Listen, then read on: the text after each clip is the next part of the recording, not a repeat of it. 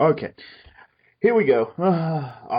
Sorry, everyone. We were just having some problems getting the recording started there. I'm here with BluedragonFive, who was gracious enough to stay for my entire Q&A. Just to make it public, thank you, BluedragonFive, for doing that. And as a thank you, we decided to do a video together on animation. I say hello, BluedragonFive, so everyone knows I'm not just talking to myself here. Hello, everyone. This man is not crazy. People would debate that, but yes.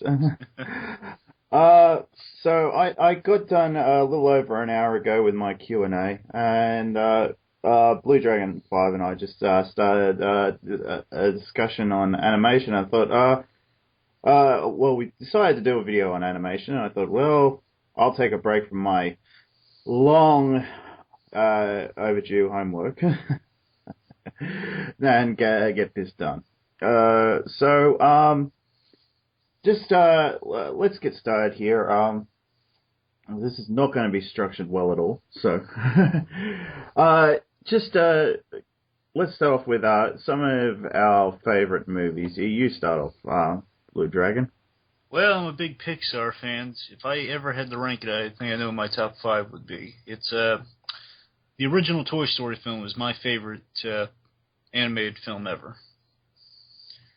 Then I would kind of go off into Up, because I do enjoy that film very much. Then Toy Story 3, Toy Story 2, and probably The Incredibles, followed by Nemo. But again, that's narrowing down to 5. Incredibles is the 5th. For me, it would be very hard for me not to go past any of those, strictly from a critical standpoint. But I do like all those movies. If I had to put them in order, I would put Toy Story close to the top, but it is very hard for me to list all of them. But I'd probably say if I had to pick my favorite, it would be the Batman animated series movie. Mask of the Phantasm? That's it. Yeah, I just had to remember which one it was. I love that movie. I really do. I wish I actually had it on DVD, but I don't. It is a phenomenal piece of Batman animation at its finest. I will say, that was my list narrowing to Pixar. I mean, out of all the animation, that's like a movie that's going to be on top of my all-time list if I ever had to compile, which would be impossible, but that'd be on there. If I were to pick any of the Pixar films, it would probably be Toy Story 3, because I think I identify with that film more than the other ones at the moment, but the other two would definitely be on the list, along with Finding Nemo, because that has Jaws in it. Yeah, I always bring up Nemo whenever I go to my dentist. She's a big Disney fan, and she gets a kick out of it. She was excited about the Finding Dory news. Oh, yes. I didn't realize that Ellen was bringing that up so much on her show, and until she did that video compilation. But I don't think it was always serious. I think she was just like, well, they should make another one. Why are they making sequels to these more recent ones? And they got Nemo sitting there, and that was a phenomenal hit. And I mean, people all I know across Australia, they were buying clownfish like crazy and just naming them all Nemo. Yeah. The thing about Nemo is, well, first off, I saw a few references she kept making, like Nemo 2, and I thought she was joking as well, because I remember for Toy Story 3 when she had Tim Allen on, he was Tim Allen's like talking as Buzz Lightyear, saying, "Who wants to talk about Nemo 2? Let's talk about Toy Story 3. And you find out he's like behind the curtain like the Wizard of Oz. But anyway, I knew she made a few references. I didn't know there was that many when I saw that complication either. But the thing with Nemo and all the Pixar pretty much all the Pixar films, is not a lot of them are open enough for sequels. So, I mean, other than Toy Story films, really, the rest there, some of them have been deliberately made to be one-offs. Like Up. Up was deliberately made to be a one-off. Mm. And Nemo, Yeah. I thought for the longest time was also going to be a one-off, but I guess Pixar always had the core belief that we're not going to do a sequel unless we have a good story to it, and I still stick by that. I will say, I don't hate Cars 2. I still stand by the other belief that Pixar, they put out these fantastic films, they do.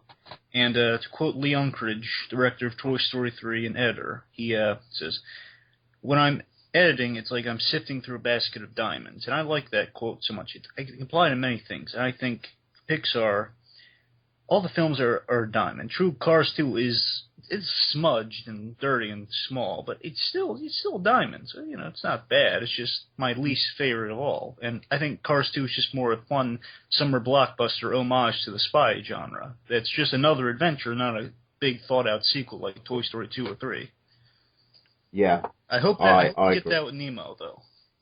Yeah, me too. I think with Cars there was, it was probably such a success they thought, oh, we have to get another one out. Like, and they probably thought, oh, we'll do Spies, and they probably thought it would be more of a success than it was. The positive thing that came out of Cars 2 is that it's advancing the animation for future films, and again, they knew they weren't getting nominated or at least winning the Oscar in that year for Cars 2. It was just more of an experiment, just preparation for Brave and what else is to come, Monsters University, which looks fantastic from the trailers, animation-wise. The sets look fantastic. I recommend it. Well, before I've seen it, but I'm saying it looks good. I think it's, trailer-wise, it looks like it's worth a watch, and I hope it's going to be really good. Yeah, I checked out one of the teaser trailers for it as well. I thought, oh, well, I'll check it out. I'll see what it's like. It took me a while to see Cars 2, but when I did, I enjoyed it. I didn't hate it. I find it very hard to hate any Pixar film, but I haven't seen Brave yet, so I'll reserve my opinion on that one. And my grandmother loves Brave. My mother, I think my mother saw it, and she I think she enjoyed it. So, and usually she's a pretty good judge of films as well, and usually when she picks one, I usually enjoy it. So my biggest hope for Monsters University, because just hearing the pitch for that, it's going to be the meeting of Mike and Sully in college. What I hope is that it takes Pixar back to its roots with the first Toy Story film, in that it was a buddy picture. Two guys, they weren't friends at first, but then by the end they became friends. So I'm hoping that's what we're getting with Monsters University, kind of getting Pixar back to its roots at that story, and it sounds like a story worth telling, I suppose. It's going to be their first prequel, so we'll see how that goes. Yeah, because we know how successful prequels are. Yeah, except Red Dragon. Red Dragon's probably the best prequel ever. Yeah, I have not seen that. Was it you that asked me about that in the Q&A? Probably. I haven't. I've only seen Silence of the Lambs once and Hannibal once, so I'll have to check that out because it looks really good. I love Silence of the Lambs, but I think it might just be me. I don't know. I think I might like Red Dragon better than it. But they're both great films. I'm just saying, Red Dragon has a lot of stuff I really like about it. I'll have to check that out. But back to animation. Outside of Pixar, because they probably do this. They probably do a lot. They do a lot of great work now. So what about the Shrek films? Because DreamWorks. Yeah. Okay. With the Shrek films, here's the thing.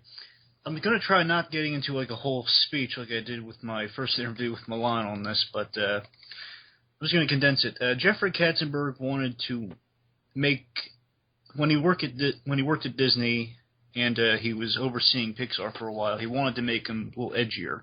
And basically, it was a much more likable version, but we got that in Shrek, and that was successful, and I think it was good. The first Shrek film, and I see the humor he's going for. It was more refined than what he originally wanted with the Toy Story and Disney as a whole, just going edgier and edgier, like to the edge of what's appropriate for children, you know. But I think we got that with Shrek, like a proper vision of what he wanted, and for that we'll say Shrek changed animation in that we could do we can kind of go outside the Disney style. I'm not saying Disney's bad, but I'm saying towards the end of Disney's 2D animation, they were kind of losing it for a while, and I think that's when DreamWorks kind of swooped in and became successful and well known. The Shrek did that, has a lot of good humor. I'll say it has. You're kind of going for like outside the fairy tale realm, but also kind of poking fun at it, but in a good way. I think at least with the original Shrek film. Yeah.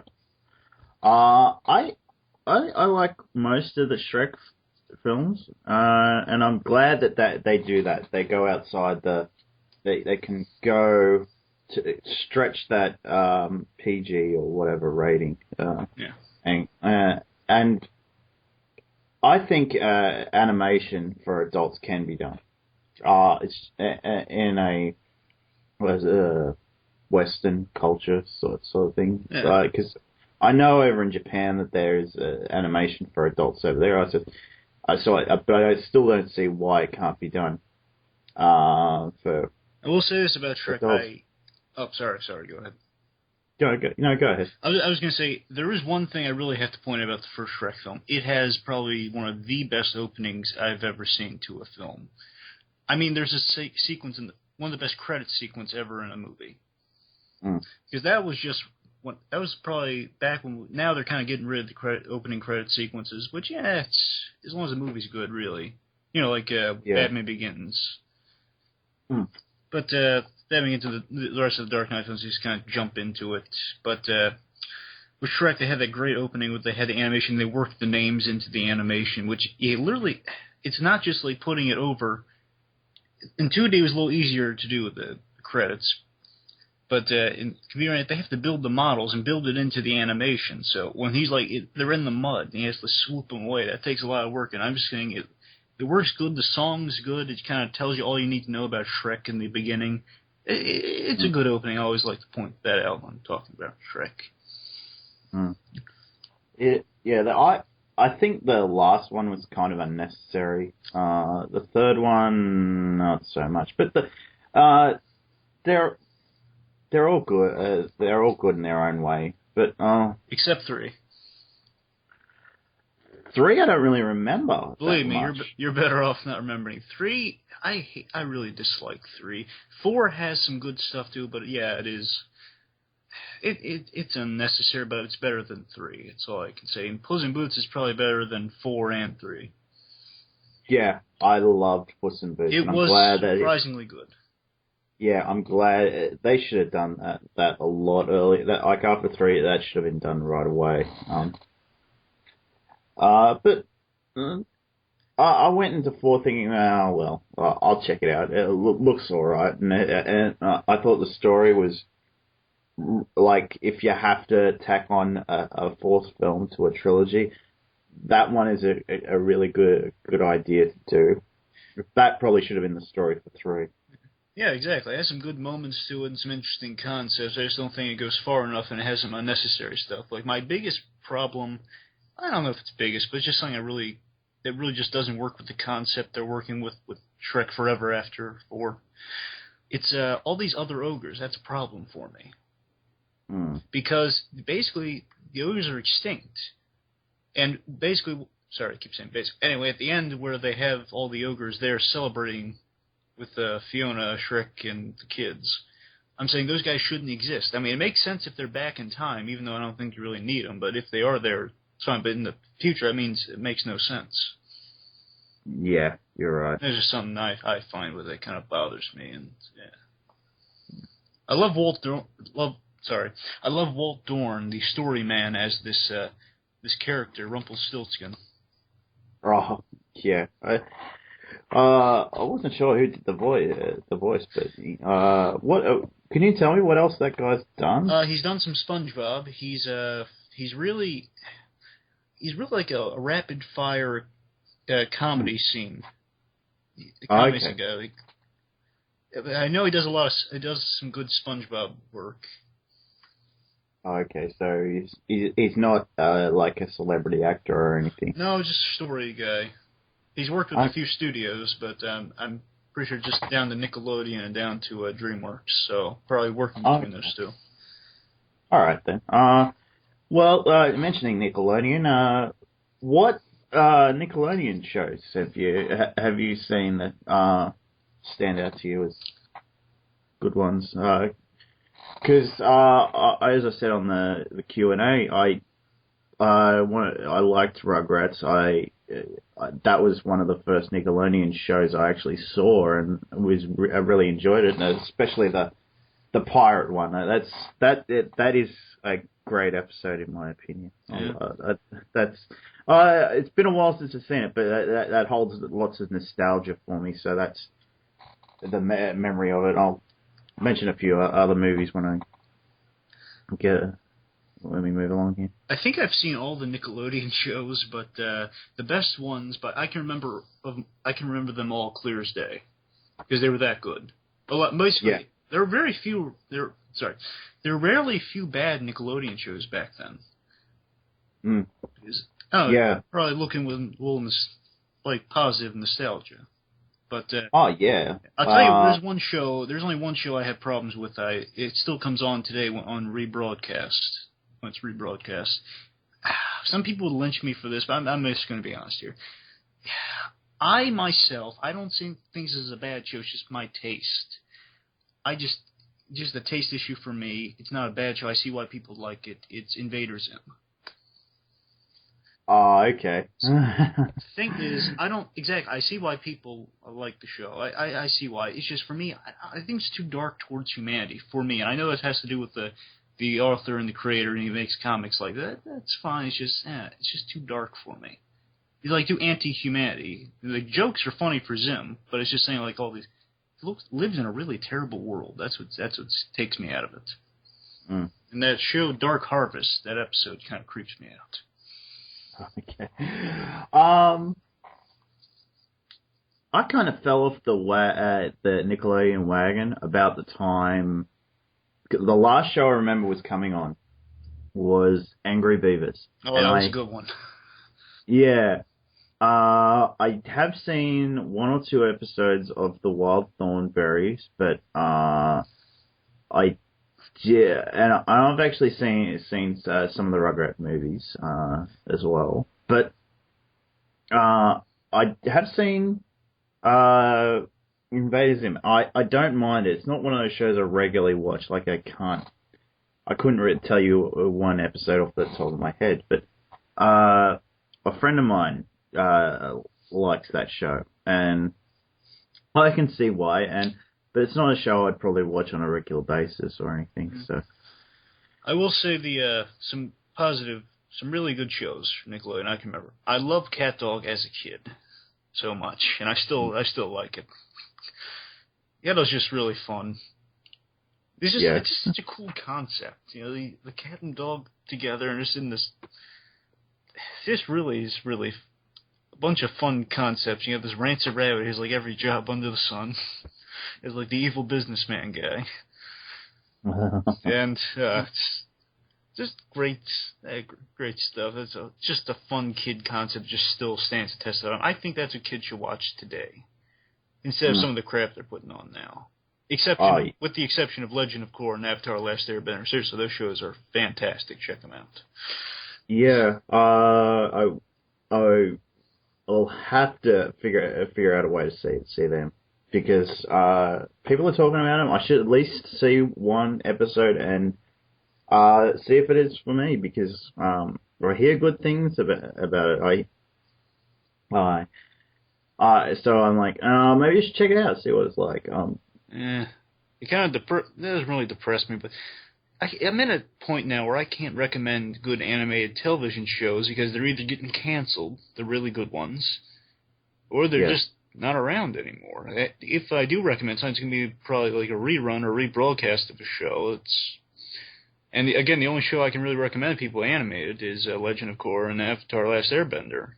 Because Young Justice and Green Lantern are off the air. Well, not off the air. I'm saying like they're being canceled. Yeah. It's not a rerun. Let me put this to you out here. They're still rebroadcasting, and I don't think it's stopped at all, because I was around my mother's and happened to check this out. They're still rerunning the Avengers Earth's Mightiest Heroes show. That show they're was rerunning. Good. Yeah, and I watched that pretty much all the way through now. I missed the first few episodes, watched it, and I was like, they cancelled this? Yeah. It's stupid. I'll tell you what's really dumb. It's like there's some reason 2 seasons is the cutoff point for almost every really good animated show now. Because it happened for Spectacular Spider-Man, happened for Avengers, Earth's Mightiest Heroes, happened for Young Justice, happened for Green Lantern. 2 seasons. Season 2 is just their mark they can't get past. Yeah, and really a lot of the comics book shows like those, they should really last longer, because it's not that they're not aimed at kids. They're aimed at like older people who like probably 8 years old onwards, and the turnover for that shows like that would not be like that. It would be like, well, okay, you could probably go 5 seasons with each one of those at least. There are 3 shows. If I had kids, I'd be able to show these shows to them, and I'd be able to trigger the same response that I got as myself. I got myself when I watched Batman the Animated Series for the first time. Young Justice, Spectacular Spider-Man. Yeah, Young Justice and Spectacular Spider-Man. I haven't seen Young Justice. And Legend of Korra. But again, I mean, I'm just saying, it's like that. All the good shows now are just being reruns, and those reruns stop airing. That's it for them. Yeah, that's annoying. Yeah. There's shows out here that I really wish that they would stick on reruns. Not animated, but like other shows. Like there's the show I talked about on my Q&A Altogether Now. That were like, there's reasons why that one should be rerun now, but I don't know why they're not, because it was a great show. And for an Australian sitcom at the time, it was, even now, it would still be doing great. I really, really wish they would stick that on reruns, because there's another show that they can't anymore, and it's for other reasons, and I'm glad, like, because it was actually rerunning on a cable channel at the time, and once the story broke about it, they cut it right off.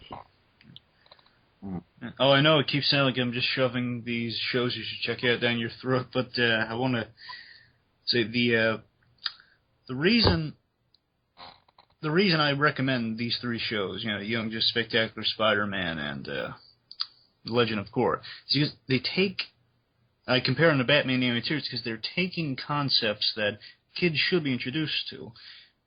That, it's good storytelling, but it's good enough for adults and children to like and kind of learn from, Yeah, it's just something that's kind of a rare quality now that, I don't know, it's just really, really good storytelling that's kind of being wasted by not being shown or continued. Yeah, and the reason I check out a lot of these DC animated movies is because, like, I know they were Bruce Timm producer. I thought, well, if he's behind it, they got to be at least halfway decent. Oh, definitely. Yeah. That man, without him, I don't know what would have become of Batman. Without him, we wouldn't have gotten Batman the Animated Series, which means we wouldn't have gotten, well, I know some people, we wouldn't have gotten good storytelling that would have eventually led to Batman Begins. So I'm saying we wouldn't have gotten Batman Forever But also, I mean, not that it's their fault they would have gotten Batman and Robin, but No, I'm just saying. definitely not. I'm saying Mr. Freeze was created, and they took that I'm not blaming anyone for Batman and Robin, except, well, Schumacher and the studios, but most of the studios. Anyway, I'm getting off on a tangent on Batman and Robin. Back credit card, shut up. Sorry. But another great... Oh, sorry. Okay, give me the one more, and then I've got some comments about someone else I want to bring up, because... There's one last Nickelodeon show I have to bring up. Very important. Hey Arnold. Oh, I love that show. I have not seen all of it, but the stuff I see is always brilliant, especially the stuff with Helga loving Arnold, but hating Arnold, but loving Arnold, but hating Arnold. Yes. That show is just, I'm going to say it's the best Nickelodeon show. Probably my favorite, and I think probably the best Nickelodeon animated series.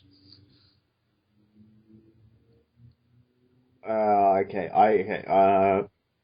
For me, it would be up there, but I've got to put Our Real Monsters above it. Oh, that is a great show as well, but I don't know. I think Arnold just did a lot of really great things. It got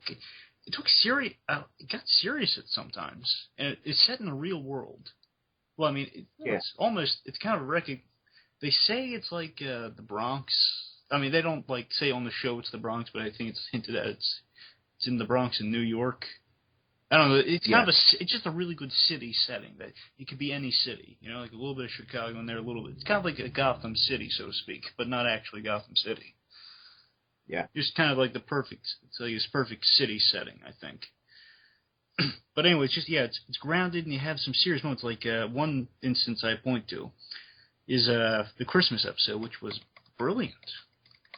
The one with you remember Mr. Wynn? I believe he's Vietnamese. Yeah. You're a good kid, Arnold. Good kid. He pays him a dime to retile the floor. Anyway, the Christmas episode, Arnold's like this adult sage-like character, and a 9-year-old boy with a football-shaped head. Yeah.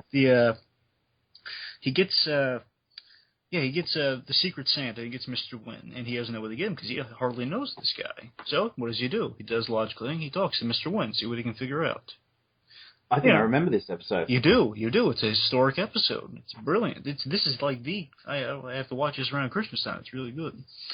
It's, he goes to Mr. Wynn. Mr. Wynn spins this sad story about what happened to him.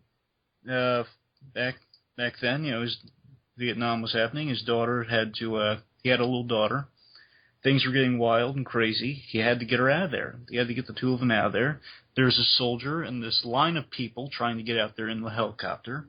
He had no choice. They weren't fitting any more full adult people, but they could only fit the child. He lifted the child up in the air and said, take her. He took the child, and he never saw her again. And Arnold, right there, he knows, I have to do that for him. It's going to be the perfect Christmas gift, and he should be with his family for Christmas. I got to do that for him. And what he does is you have a good plot there. He grabs his friend Gerald. They go down to the information office of the city. They have all the files and locating technology. You go there. The guy's still needs to do his Christmas shopping for some reason. He waits till the last minute. Go figure. Yeah.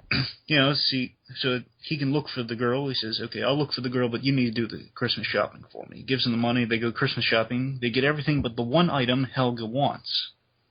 The Nancy Spumoni, that's Dean Martin. Nancy Spumoni snow boots, which, funny thing, in the show they have this character who I really do love, Dino Spumoni. He's the singer who's a mesh of Frank Sinatra and Dean Martin. And I remember him. And if I'm correct, I think the Nancy Spumoni is supposed to be like his daughter, like Nancy Sinatra. Well, I mean, not that Nancy Sinatra was his daughter. It sounds like it'd be like something a daughter line of clothing would have. Anyway, I'm just saying, Nancy Sinatra is the namesake. Anyway, sorry. But, the one thing that Helga wants, and she gets it, and then, of course, what Helga does, because a really good moment, she gives what she wants to Arnold so he can do something really nice for Christmas. And Wynn sees his daughter, and it's just a genuinely fantastic moment. Heartwarming, fantastic moment. Yes. And you see Helga walking away saying, "Merry Christmas, Arnold," in the snow without boots on. Oh. See, that's great storytelling, great for kids, great for adults. That's another just test. It's worth standing the test of time. That's why people don't forget it, because it's moving storytelling, even though it's a lot of really good comedy coming out of there. Yeah. Yeah, it's really good stuff. We need more of that now. It's just a rare quality. One of the last episodes I remember seeing, and this was probably after the show was actually taken off the air, was it must have been towards the end of the show, because it was an episode I hadn't seen. I'd seen a lot of the early episodes at the time. Of what show? Hey Arnold? Hey Arnold. And the whole, Arnold went on a date with a girl, but Helga took her place for some reason. Oh, I remember this one. Okay, this is the one where the French girl, the poodle tail things. Yeah, that was the last episode I saw, and she tells him, doesn't she say that you know me, but you would never, I don't want you to know who I am, sort of thing? Yeah, that line's in there. Oh, really? I thought, I really wish they had gone all the way with that relationship. I really wish, like, the last episode was her confessing her love for him or whatever. But did you know about the proposed movie finale episode? No. Okay, I'm about to rock your world then. Did you ever see an episode called The Journal? It was about Arnold's parents, not the parents' day off, not parents' day off, the parents' like day, they're all battling each other over the Jell-O mold. Not that one. Yeah. That's when Arnold learns about his parents. This is the one after that. Later on, towards the last two seasons. I think it was season 4 we got The Journal.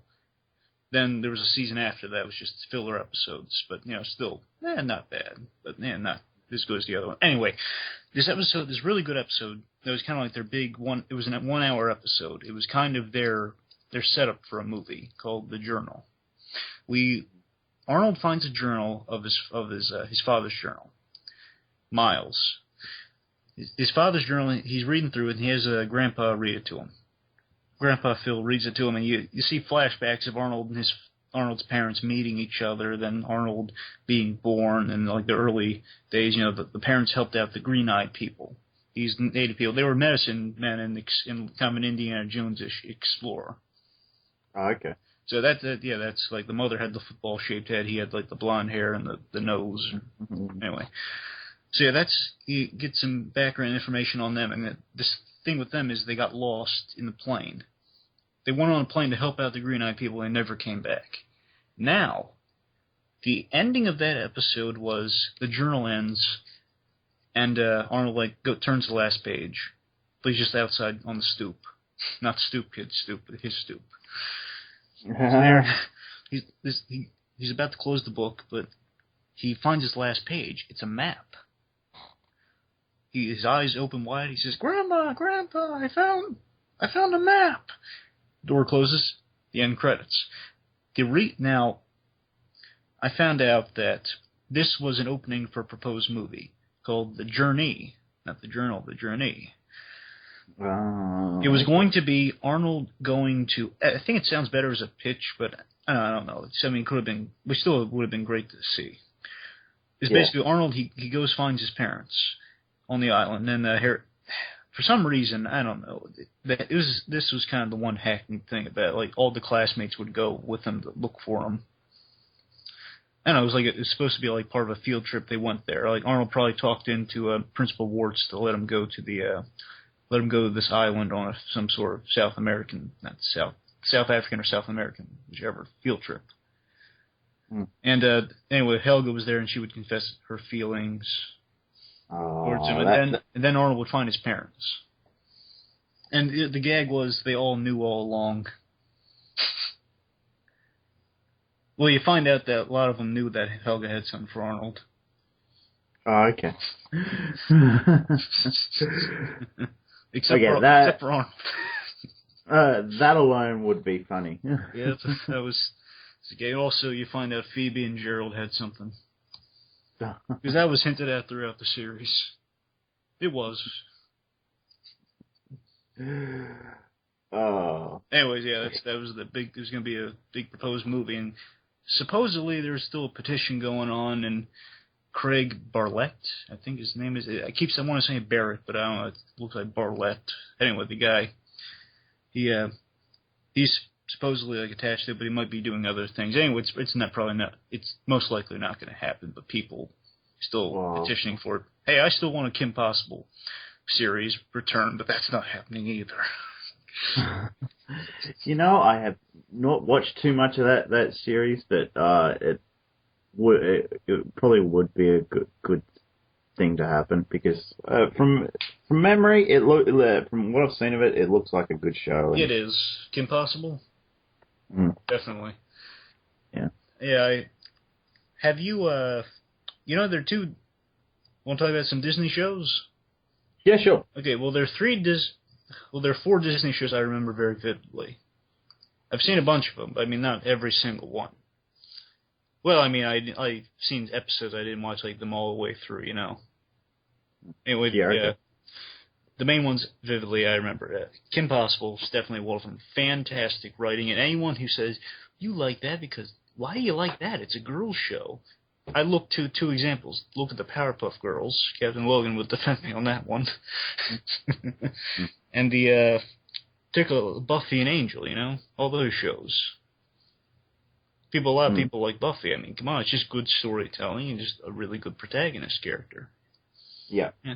And it's a really funny show and a lot of really great writing that still stands up to this day.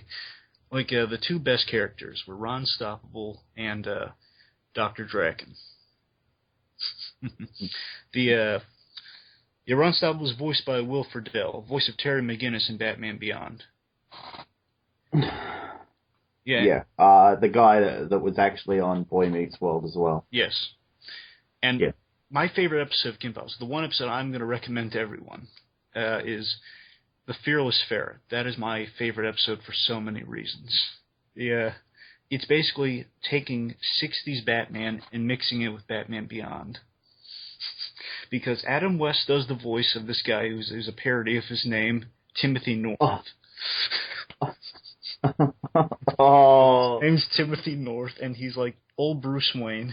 And that like it starts out Ron Stopples like working for like the Sunshine people, you know, like the candy stripers, you know, the ones helping out the old folks. Yeah. So he's like, everyone's saying, oh, the last person, he sent like the last 3 people home crying. No, I'll go over there, I'll cheer him up. He goes over there and he stumbles upon the ferret cave. He has this little pet Rufus, you know, little naked mole rat in his pocket, which is, it's cute, it's funny. Character, voiced by Nancy Cartwright from The Simpsons. No. Anyway, so Hap stumbles upon the ferret cave, puts on the costume, so it's like Batman and Robin. So then he discovers him and say, hey, I can be the Fearless Ferret. I got good eyes. I can still be the ferret, be all ferrety and mysterious. I can be your ward, you know? Okay, I'll allow it this time. Okay, and then basically he mentors him like old Bruce Wayne, even though he's Adam West.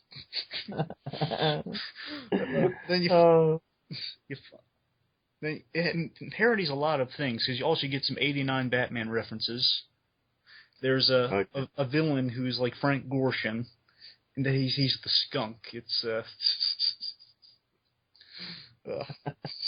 it's White Stripe. That's his name, White Stripe. He's like the Joker and the Riddler mixed with the skunk, basically. And there's like the 89 balloon plot is his main bad guy goal. The reveal. The really funny part is there's this. He finds out it's a TV show. You find out it was a 60s TV show. It was 60s Batman TV show, and he just went crazy. The 2 actors went crazy. The Timothy North, the Fearless Ferret, and then White Stripe. They both thought it was all real. And then, like, he bought, like, a replica of the whole set and put it down there. And he was, like, always wanting revenge on the Fearless Ferret, who's now come out of retirement. It's just funny. It's so funny. Got some Spider-Man references. It's funny. I recommend that one and the Christmas episode. Okay. Christmas episode just shows you how hilarious John DiMaggio, voice of Bender, also voice of Joker and Under the Red Hood. Yes. Brilliant. And Aquaman from Batman Brave and the Bold. Oh, okay. Well, yeah, he does. I love it when he does the voice of Draken. He's doing Harvey Korman from the Carol Burnett Show. That's kind of the voice of Draken. And she's just so hilarious. I love Draken so much. He's just like the mad scientist who's completely incompetent and over the top. Takes everything seriously. And you have my favorite female voice in all of animation, Nicole Sullivan. She's from Mad TV. She's also in Buzz Lightyear Star Command, which I'll get to in a minute.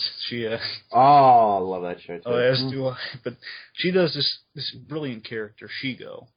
This character who has she's like these green glowing hands. She's always snarky to the bad guy. She just has this really, it's like the opposite of the character she plays on Buzz Lightyear Star Command.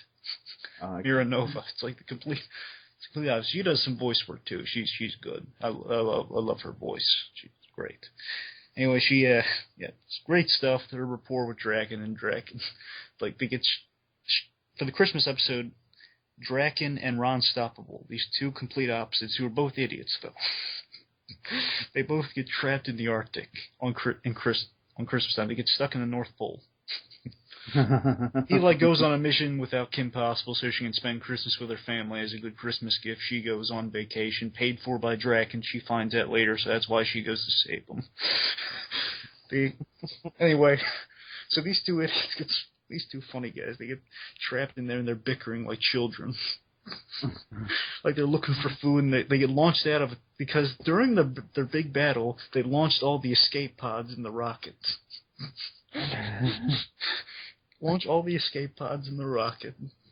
Then they're stuck in the trash chute, and there's like this piece of chicken in there, and it says, "Hey, that's my chicken!"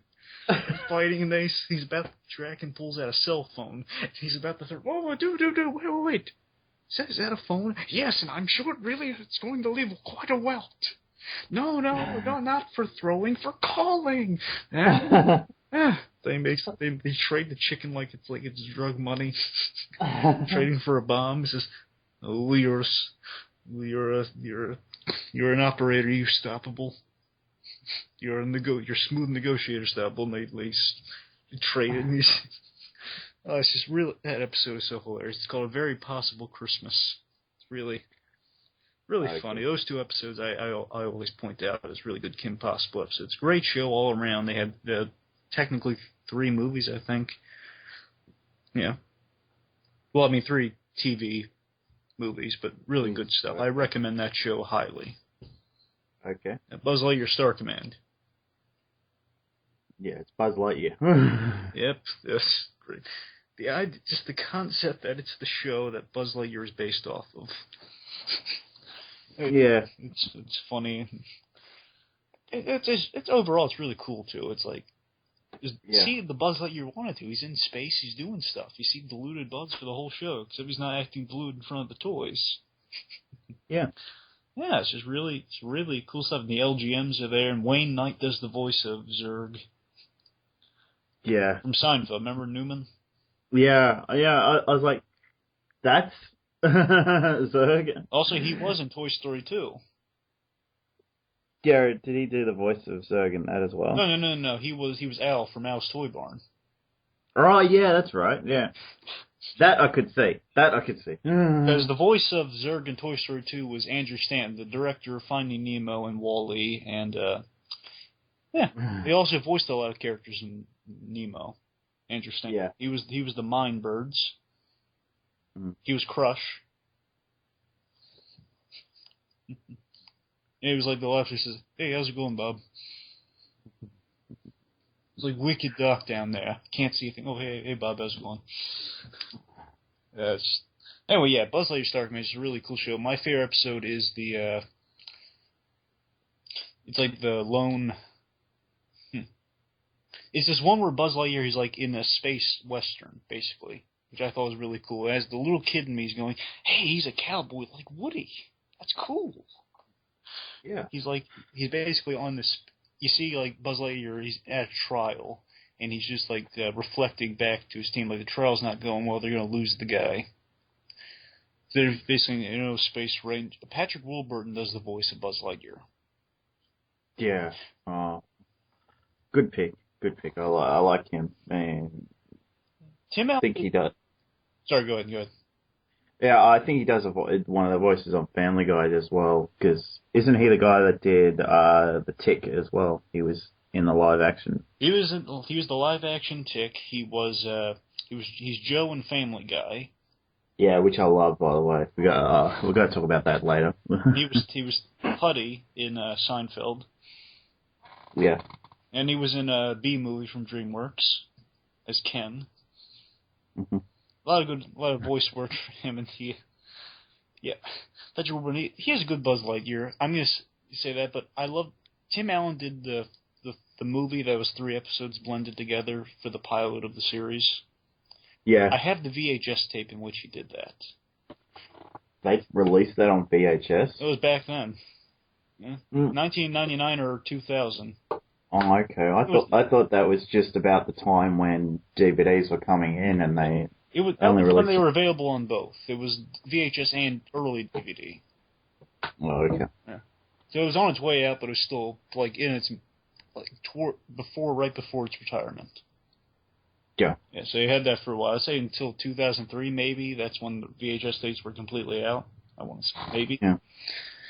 But anyway, yeah. So Tim Allen did the voice in that. So I have the movie of that. But then Patrick Warburton took over. And he did a good job. But anyway, so he's basically, you go back to Buzz Lightyear. He went out of the academy because he was a rookie back then. He was like, always shoot first, ask questions later.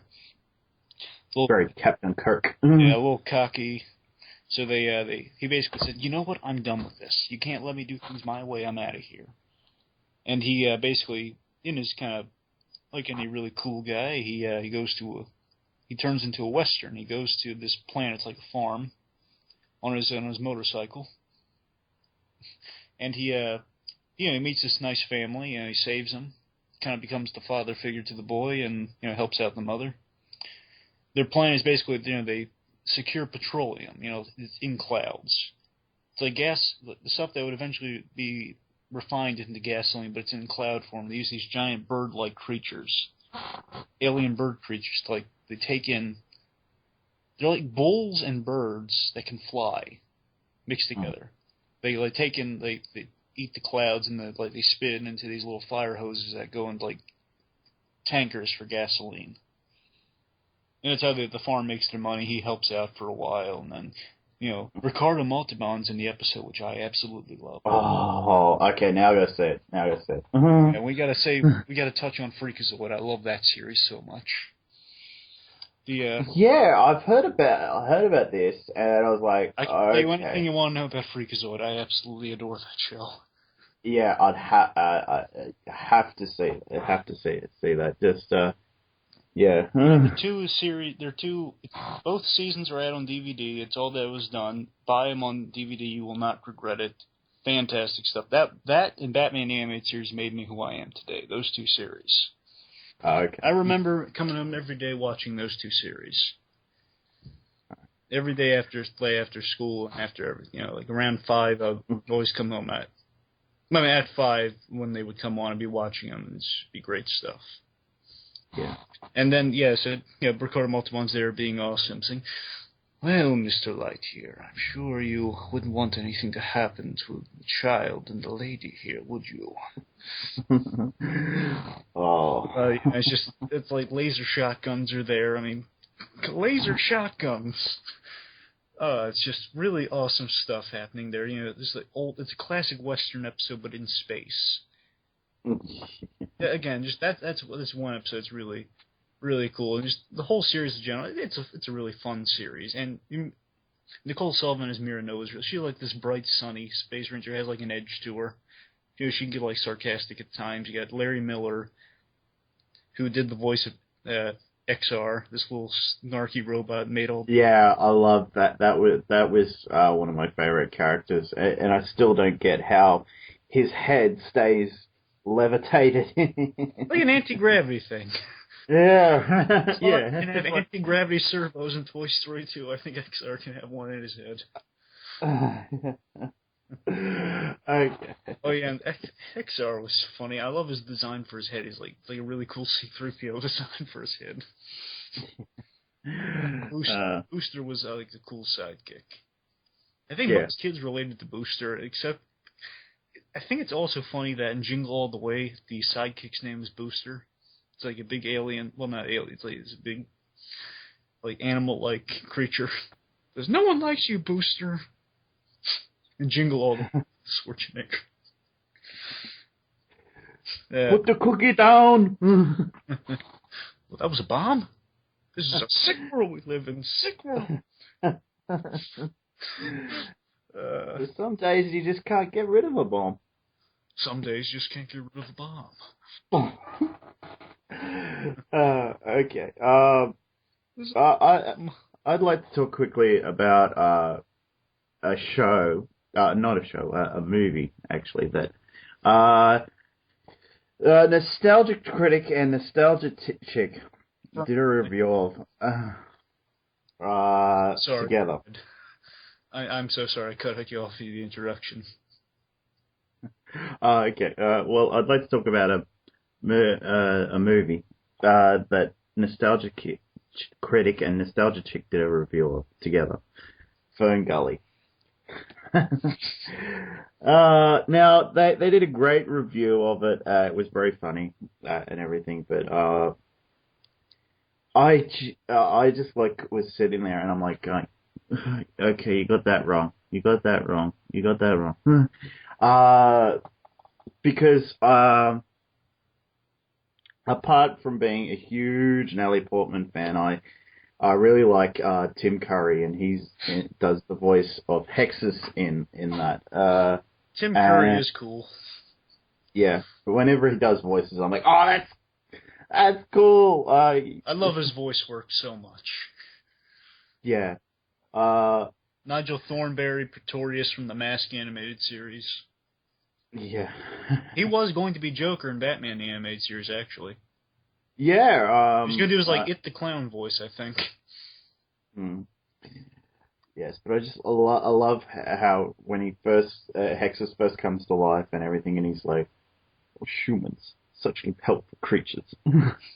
I kind of like the Toxic Love song. It's Toxic Love? Yeah, I don't think, why do they always have to do a transvestite joke? Poor Tim Curry. I'm going to go with, millisecond tangent here. Did you see Men in Black 3? Yes.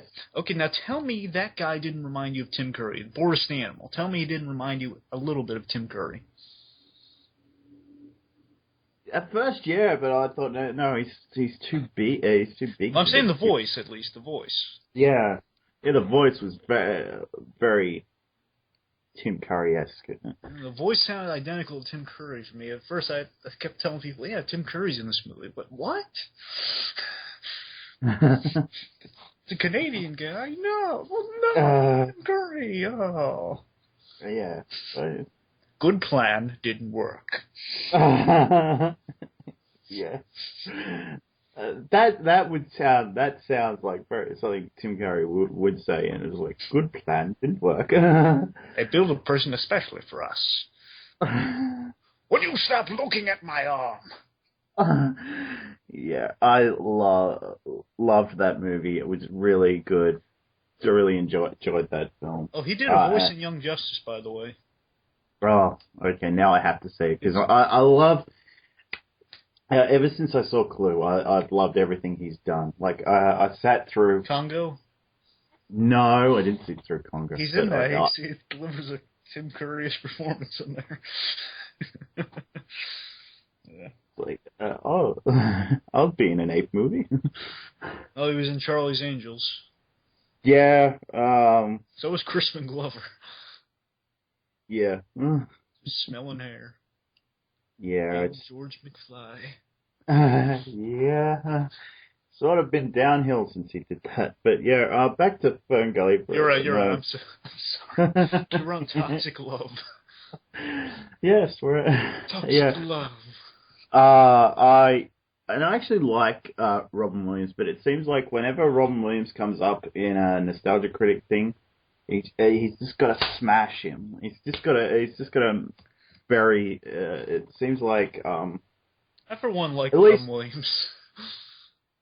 Yeah, I was just like, it seems like whenever Robin Williams does a film, or is in anything, he's got to slam him for it. It's like. Yeah. Really? But I will say, looking back at Patch Adams, he's got kind of a point. Patch Adams. However, I like Jack. Yeah, me too. I'll admit, looking back at it, it's still silly, but I still like Jack. I'll admit, looking back at it, I can see the silliness, like the carrot thing was silly. Yeah, it's like, to me, it's like, well, it's it's supposed to be a silly concept, and it was probably written as an excuse for Robin Williams to behave like a kid for a movie, and then it was, well, to me it worked. I always thought it was like an interesting disease idea, you know, like a 40-year-old kid grows up to be like a 40-year-old man. Yeah. Or no, not 40-year-old. I'm saying like this 10-year-old kid grows up to be 40 years old. Yeah, I was like. And that ending still gets me. Yeah. And when he does the maths on the paper, and he's like, "What do you wish when you grow up?" and he just writes alive. Oh yeah, that is a good scene. And when he gets his heart broken, literally by the teacher. Mm. Oh yeah. Oh, and the bar scene's funny. Yeah. Dancing with Fran Drescher. Yeah, I like Fran Drescher. As do I. I love the nanny. Yeah. Niles is a great butler. Yeah.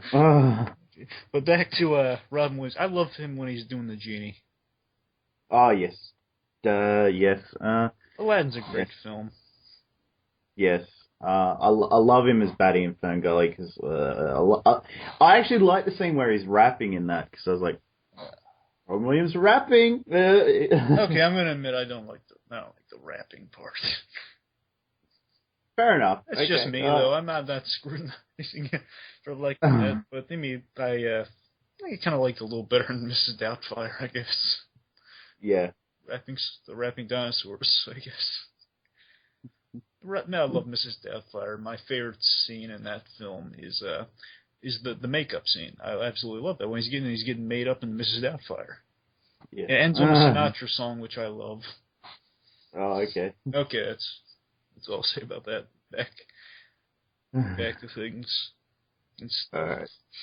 Okay. But yeah, Aladdin, because that was like one of the first movies first big films to use like the CG effect in that animated film, wasn't it? The cap system, yes. Yeah. It was the cap system became Pixar because they used something that would evolve into the Pixar image computer, which is originally used for medical imaging software, and then they used it for making commercials, and then it became Pixar Animation Studios, short films, and then the movies. Yep. Sorry. But I was just like, well, that was what my point was. Yeah, that's one of the first movies to do that, and that's why we got the animation we got today. Actually, sorry, not to poke holes in that, but I think it was actually 2 films did it before Aladdin. Well, I thought that's why I said first big film to. Well, Little Mermaid. All right, there you go. Okay, it's a Little Mermaid then. Sorry. Didn't mean to take away from your point there. It's just well, also Great Mouse Detective.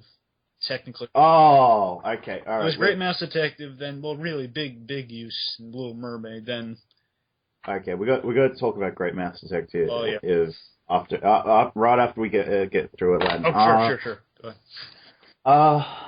I love Aladdin. A friend of mine has got it on DVD, and like if he said, let's watch Aladdin. Oh, and I'll be like, okay, because that was one of the films I actually probably grew up with. When did that come out? That came out in obviously it was the 90s. Let me see. Yeah. I know it wasn't. It was before 94. Let me see. Beauty and the Beast was 91. 94 was Lion King. 93 was Pocahontas. It might have been 92 or 90. I think 92. I want to say 92 for Aladdin. All right. I really want to say 92.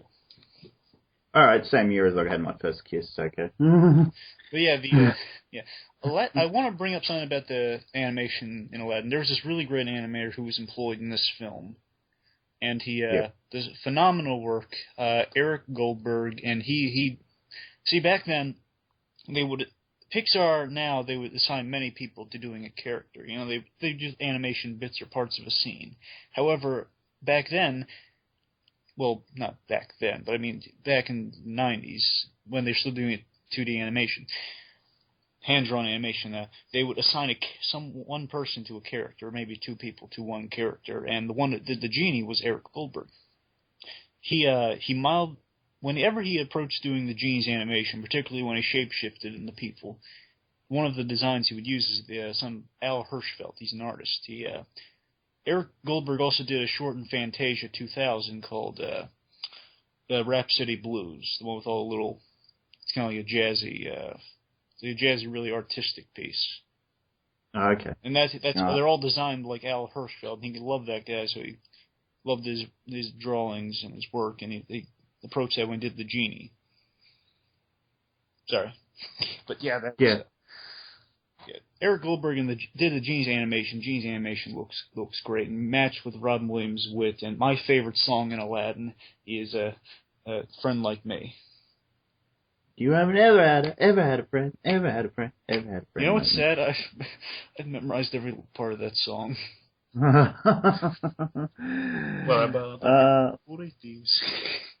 Everyone seems to like Prince Ali though, and I can see that. That's a good one too.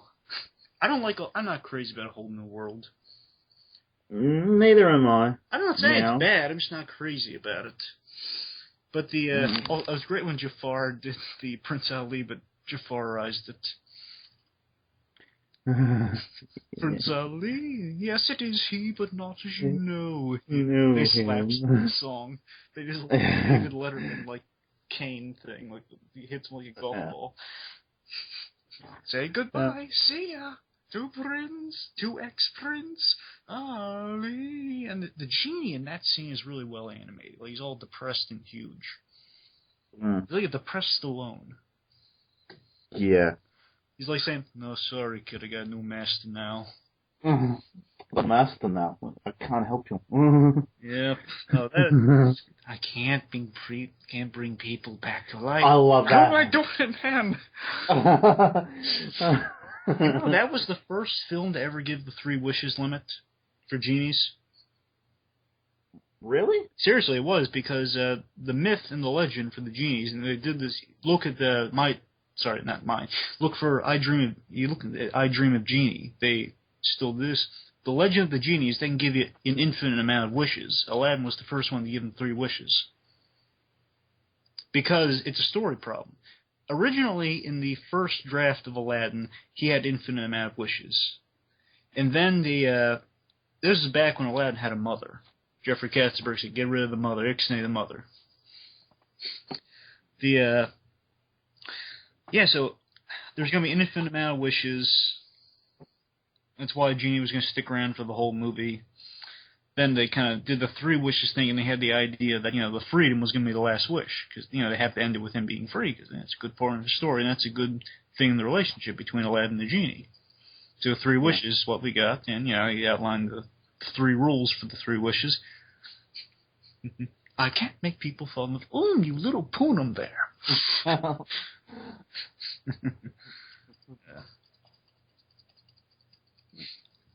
I didn't know that. Now that I think about it, yeah, you're probably right. Yeah, that's why in I Dream of Jeannie, she never said like 3 wishes. She gave him wishes in every episode. Yeah. Huh? Never actually sat down and really watched that show. But... Yeah, that's the premise. Yeah, I know. Anyway. Yeah, the also I like the opening song. The yeah, it's, you know, the song where he's like sorry, it's been a while. The scene where, you know, like Aladdin's running from not the cops, but, you know, Sultan's. Oh, yeah. Oh, yeah, one step ahead. One step ahead? No, one jump ahead. It's one step ahead or one jump ahead. Yeah, I think it's both, actually. Let's not be too hasty. Hasty. Still, I think he's rather take. Okay, I'm not gonna keep going with that. Yeah, I love the A Friend Like Me song, and yeah, it's just great. And Jafar is cool in that movie. He's so cool. Yeah. What was design? Only I'd gotten that lamp. Oh yeah, and you know what's sad? Not sad, but you know what's cool? He's such a nice guy in real life. Who does the voice of Jafar? Oh god, the voice of Jafar. I have to think about this one. Jafar. It's so funny. Oh man. Wait a minute. God, I'm trying to think. It's not. What was it? Liam O'Brien. Oh wait, I remember. I think it's Jonathan Freeman. Okay. No, it doesn't sound familiar, but okay. Yeah, Jonathan Freeman. Sorry, it's a little. Yeah, Jonathan Freeman. Yeah. Oh yeah, he had a great voice to that, and also Gilbert Godfrey as Iago. Yeah. Yeah. I like him. I think the first thing I saw Gilbert Godfrey in was Problem Child, and he's very hard to cast. Wasn't he the dentist in The Problem Child? Sorry? Was he the dentist in The Problem Child? No, I think he was the adoption guy in that. It's been a while since I've seen it, but I was just going to say, yeah, that was the first thing I've seen him in, and like,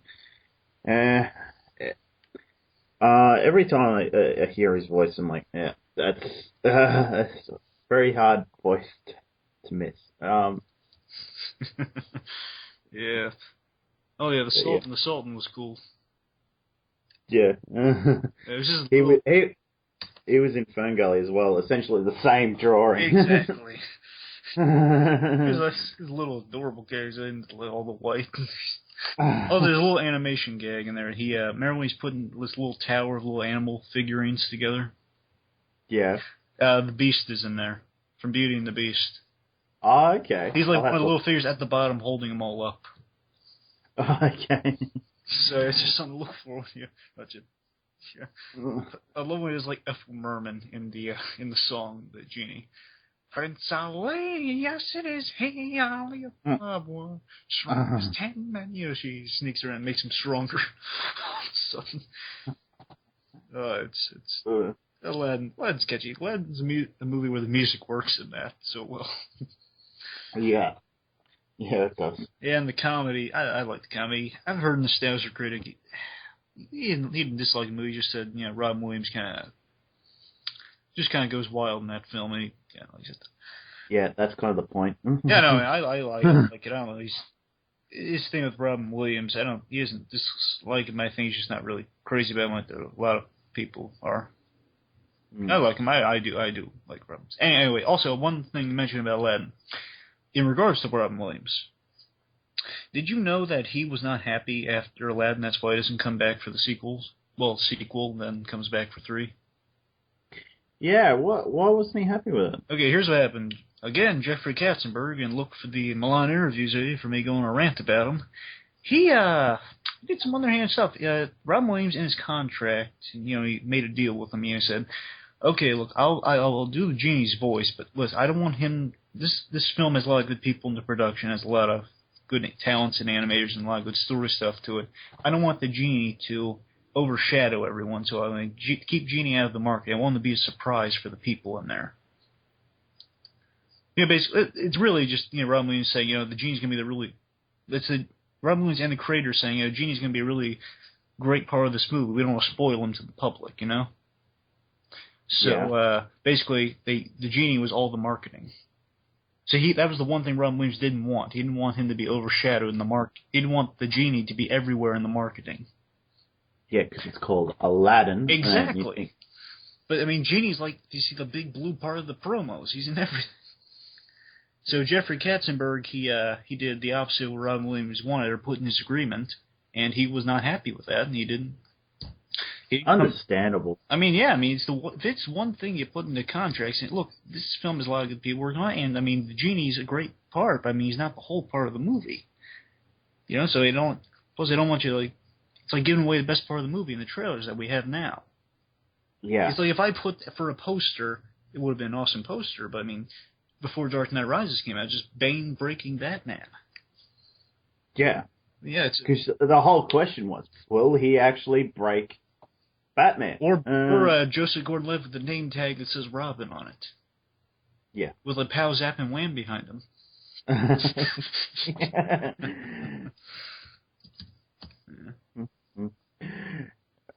Anyway, we were talking about Great Mouse Detective before. I think this is one of those movies that not a lot of people know about, really. Well, I'm sorry. Nostalgia Critic did do a review on it, but I think it was one of those quick ones. It was part of Disney-cember. Yeah. I just think it's an interesting idea that there's a mouse that lives underneath Sherlock Holmes' house. Yeah, I love that concept. Yeah.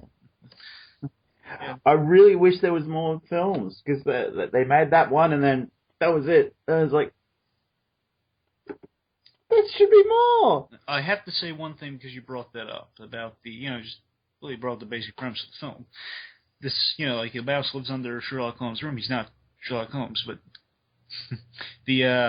back when they were still in production on the film had a different title. Basil of Baker Street, which is what the animators and people working on the film wanted. They wanted Basil of Baker Street because, again, it's not just Sherlock Holmes. It's the mouse that lives under it. You care about Basil, you don't care about Sherlock Holmes. Of course you care about Sherlock Holmes, but I'm saying it's just you have to put the character before the character he's parroting. Yeah. Oh, it's bad. I'm saying that's kind of the heart and everyone for the while of the movie were thinking. So they said they're gonna towards the end of production, say, okay, we're going to change the title to Great Mouse Detective so we can get a wider audience in there. Understandable. Yeah. I'm saying no one's a bad guy here. That's all I'm saying. I'm just saying this is a funny story, though. So the animators, they really don't want this. So the animators, the sick bunch of them, they do. The animators, the worst. The animators, wonderful people. And there's this, I want to highlight quickly a documentary here. Look at Waking Sleeping Beauty. The story's included in there, but really just great stuff about the history of Disney animation. It's edited like a movie. It's a wonderful, wonderful documentary, again, called Waking Sleeping Beauty. Anyway, in this story, basically, the animators do caricatures and stuff to kind of make fun of people they don't like. It's a non-threatening way, but either way, so they're going around, they put this memo out there. And in this memo, it said, they say, okay, all the Disney films that have been released previously will have their names changed. And it said, Cinderella was the girl with the glass slippers. Then Peter Pan was the movie with the Lost Boys. Then the man who would be king. A bunch of titles that were just, reworked and different, to kind of make fun of the fact the movie was changing its title. So, of course, now Peter Schneider was new to the business there. At the time, Katzenberg, I'm just trying to think if it was Katzenberg. No, it wasn't Katzenberg. Roy Disney. I'm pretty sure it was Roy Disney that brought Peter Schneider in there. Anyway, Peter Schneider was brought in, he was kind of the overseeing the animation. He was the nice guy. He's still a nice guy. Schneider is basically saying, hey guys, we're good for animation, we're doing stuff. Snyder had the positive intentions, we're going to make good films, and he's kind of the cheerleader-ish guy. And he's saying, like, we're going to do great stuff, guys, we got to get to work. He's kind of like a taskmaster in a good sense of the word, you know what I mean? He's kind of over saying, oh, let's skip the fun, let's get back to work, Not that he's saying don't have fun at all with it, I'm just gonna get to the point here. Anyway, so the animator's like, one of them does something over the line, which like he scratches his car, maybe break a window. So he has he puts them all into a meeting, like into like a little boardroom, and he basically he goes nuts. He's just like going nuts at him. He's chewing them out, saying, "Yeah!" He's yelling at him. You guys don't want it? Well, I'll tell you what. We're gonna make this. We're gonna make this film. We're gonna finish it. We're gonna do a good job. We are gonna make this film. If you don't want it, too bad. We're making a great film here. The point is, Schneider, he didn't tell them, look, if you don't like this, get out. No, he didn't say it. He said, we're going to make a good film. Okay, I don't care what's gonna happen. We are talented people here. We're gonna make a good film. It doesn't matter what the title is, as long as that great film gets across there. It's something along those lines. Everyone, again, great stuff. And the main point of the story is, what's funny is this event happened at Disney, and it was leaked out, and it was on Jeopardy.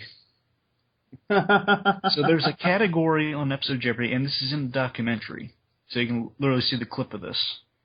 It's the question is like Disney name or something, a category called Disney names. Something along those lines, and basically saying there was an event that happened at Disney. Alex Trebek saying, there was this big hoopla at Disney about changing the name of from Basil Baker Street to the Great Mouse Detective. And basically they had the names I mentioned previously, like the Cinderella and the Girl with the Glass Slippers. So basically they would tell you the Girl in the Glass Slippers, and you had to name the movie. So. Also, one thing I have to say about him, Vincent Price is awesome in this film. Oh, yeah, I was going to say that too. I actually love his voice in this. It's like, someone said, after a while you forget that it's Vincent Price, but there's times in there you go, yeah, that's definitely Vincent Price. Vincent Price. Yep. Yeah. He was also great in Edward Scissorhands. Yeah, it's been a while since I've seen that. But, he dies. That really gets me in Edward Scissorhands. Yeah, and not too long after that, he actually did die, didn't he? He did. Actually, this is related to animation. But again, like Sid Partouche, we embrace the tangent. But yes. Sorry. Originally, the voice of Santa Claus in Nightmare Before Christmas was Vincent Price. Because, Tim Burton likes Vincent Price, and as you can tell, Edward Scissorhands, he worked with him previously. Yeah. And so he recorded the lines, but they didn't use it, because his wife died at the time. And he was just, there's element of sadness in his voice, so they changed it. And he was okay with it. I'm just saying, it was a little sad, because his wife died. Sad Santa Claus. Yeah, well, I have not seen Nightmare Before Christmas. Again, that's one of those movies I want to see. It is a very good film, but I want to just clear up the misconceptions, and I go in thinking this. Tim Burton produced it, and he designed a lot of the characters. He provided the initial designs and the premise. He didn't direct the film. No, he didn't? I just want to clear that, because a lot of people forget that. I think it's kind of a disservice to Henry Selick, the director of that film and the director of Paranorman. Okay. He's a very talented man. Oh, and Coraline also. He's a very talented stop-motion animator. I just kind of think people just instantly say Tim Burton, because his name's in the credits over. You don't see Henry Selick's name that big as Tim Burton's name. Yeah, because these are the ones going to sell them. Yeah. Oh. I mean, Tim Burton did come up with the premise, don't get me wrong, but I'm just saying, Henry Selick did put a lot of the legwork there, and you can see the big differences if you ever watch Corpse Bride. You ever see that? Yeah. No, I've seen trailers for it and everything. I've been meaning to see that too. Okay, Corpse Bride is directed by Tim Burton, okay? Directed and created by Tim Burton. Henry Selick did Nightmare Before Christmas. You see those two films, you compare them, You'll see the difference. Yeah, I mean, Corpse Bride isn't bad, but you can tell Nightmare Before Christmas is a better movie. Yeah. I know a film we should discuss. Oh, okay. You ready for it? Ready for it. Who Framed Roger Rabbit? You know what? Don't tell me. Come on. I've seen that movie. Okay. It's just been a while since I've seen it. I watched Captain Logan's review of it, and I was like, it's been ages since I've seen that movie. Good review, folks. Check it out. Yeah. And I forget. So he asked someone a question about on one of the live shows, and the person hadn't seen it, and I'm like, oh. How do you not see Roger Rabbit? It's like a law. It's like you're born, you see that film. Yeah. Okay, well, fine then. Spoilers for anyone who hasn't seen Roger Rabbit. Yeah. Yeesh. Yeah. Now, seriously, you should really get that rock off you that you're hiding under if you have not seen the film. Yeah, Patrick, I'm talking to you. Yeah. Great work in that, and You know what? We're probably gonna get into Wreck-It Ralph after this one. Oh, okay. But yeah, Roger Rabbit just is amazing. I know it's gonna be obvious there, but Roger Rabbit put together. It was the first film to blend two huge animation studios. You got Disney, you got Warner's. Yeah. Yeah, you got the classic Looney Tunes character. We got Looney Tunes, we got Disney characters interacting. That's never gonna happen again. Never. And yeah, it's really sad that you're never going to see a scene with Donald Duck and Daffy Duck, and you're never going to see another scene with Mickey Mouse and Bugs Bunny together. I tell you one thing, those cells are going for a lot of money. Mm. Yeah, the animation cells in which, it was before they were, nowadays, well, even with the 2D shows like Young Justice, because that one was done in 2D, and Justice League, the Justice League shows, they were done on, it's not that they're computer animated. Technically they are. I mean, they're drawn on this pad that translates it onto the computer. It's like some of the animators now do the storyboards and the animatics, you know? It's basically like 2D drawings that are just translated onto the computer. Yeah. You draw like a tablet sort of thing. Anyway, so yeah, that's how, this is before then. This is Batman the Animated Series and all the 90s shows were done like this. And Roger Rabbit. It was they put it on this clear piece of paper, and you have the drawing, and then you kind of trace over it, and then you have ink and paints on it that would make the characters. So basically, you could just map it onto the scene or the location of the set. So basically, there's like a cell somewhere which would go for money, in which you have a picture of these two characters interacting with each other. Like, there's probably a cell somewhere of Eddie Valiant falling with Mickey Mouse on one side and Bugs Bunny on the other side. That cell's going to go for a lot of money. Yeah. You're never going to see it again. Oh yeah, and listen, now that's a factor on top of itself. I mean, it's astronomical, the price of that. Yeah.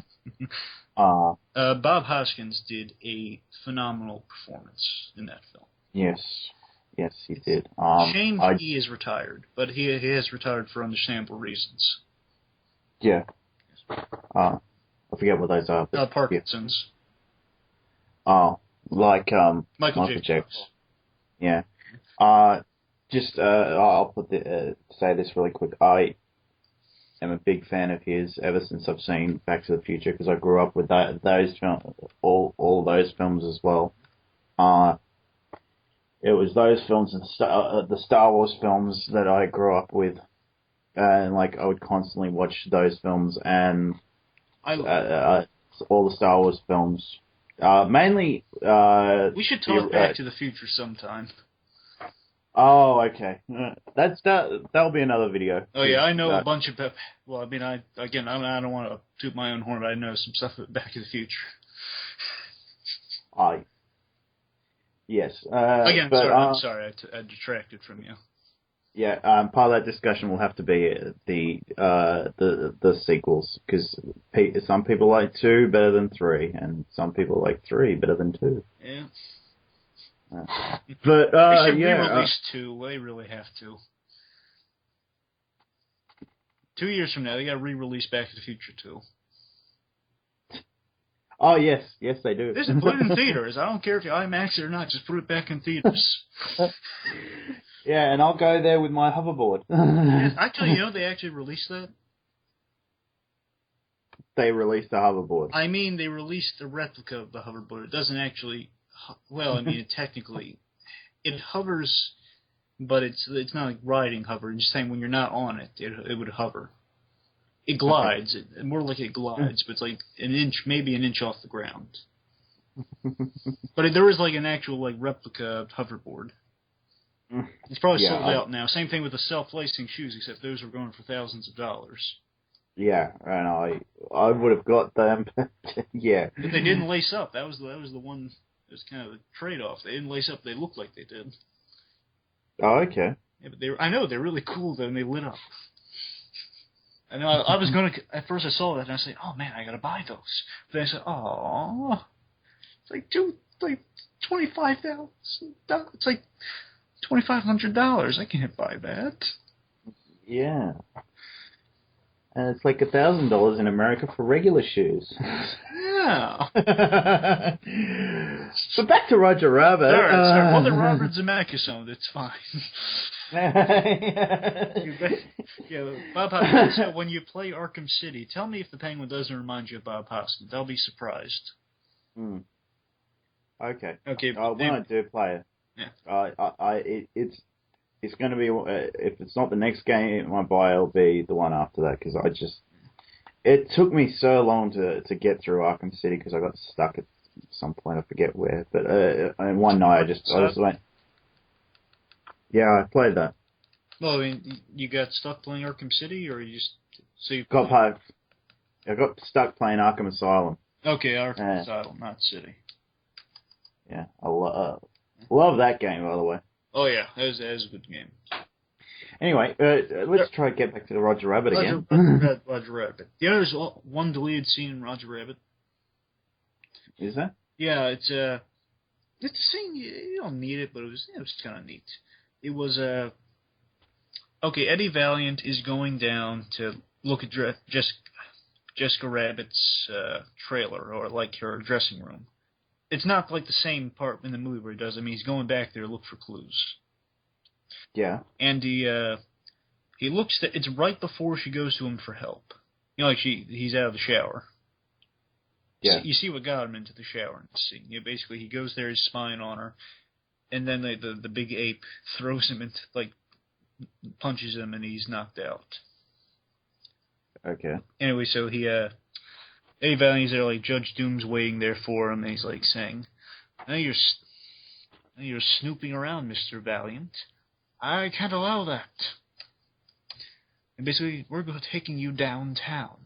And take me downtown, they'll book me out of there so fast. And he says, "I didn't say that downtown, did I? It's Toontown." No. Then the ape punches him out, and the weasels take him and they toss him. They go into Toontown. And then basically, they rough him up a bit, and then he's like thrown out of there. And he's like has a sack over his head, this giant sack over his head. The weasels leave, and they have like a paintbrush he just threw away. And you find out they animated something over his head. They painted with toon paint, I suppose, which would create like a toon on his head. A pig. Okay. And he's like this goofy cartoon pig. It's like just so happy looking. And Bob Hoskins does some wonderful acting right there. He's acting like it's really there, and they animate it to match up, and it just looks seamless. Just, "Oh, I'm a pig! Oh!" They built like a thing to go over his head so he would feel it, and he goes, he washes himself with turpentine. That's why he's coming out of the shower when Jessica Rabbit's over. Okay. You don't need it, but it's just there. Yeah. That's on the DVD, right? Yes, it is. Okay. And it's actually completed? Yes. Okay, because sometimes you get the animation stuff and it's not completed. Yeah, actually, that was the first shot animated. The pig going down the drain. Right. Yeah, he's a little pig face going down the drain after he scrapes off parts of it. Right. Okay. I'll have to buy the DVD, man. Oh yeah, buy the DVD. The DVD has great features on it. It's a 2-disc edition. I don't know if you should buy the Blu-ray. And I don't know if the features are on there, but all I can tell you is maybe. I don't know. I don't have the Blu-ray. I have the DVD. DVD. I don't think is commented on. I don't think it's been released here on Blu-ray. So. Well, I mean, I'm saying it's your call. I mean, entirely. If you into all the features, I am. I am too. I really. I love it so much.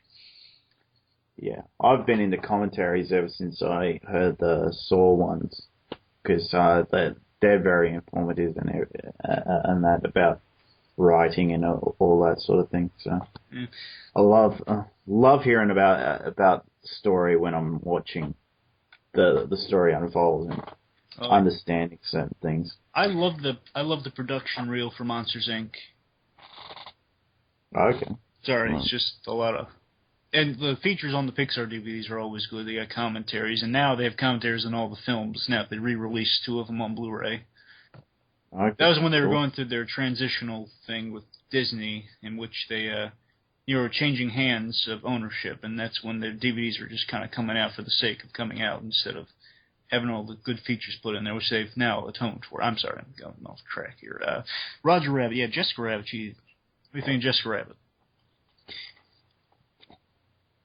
Everyone says she's the hottest woman in animation, but I would disagree about that. Okay, who's your hottest woman in animation? Can you say?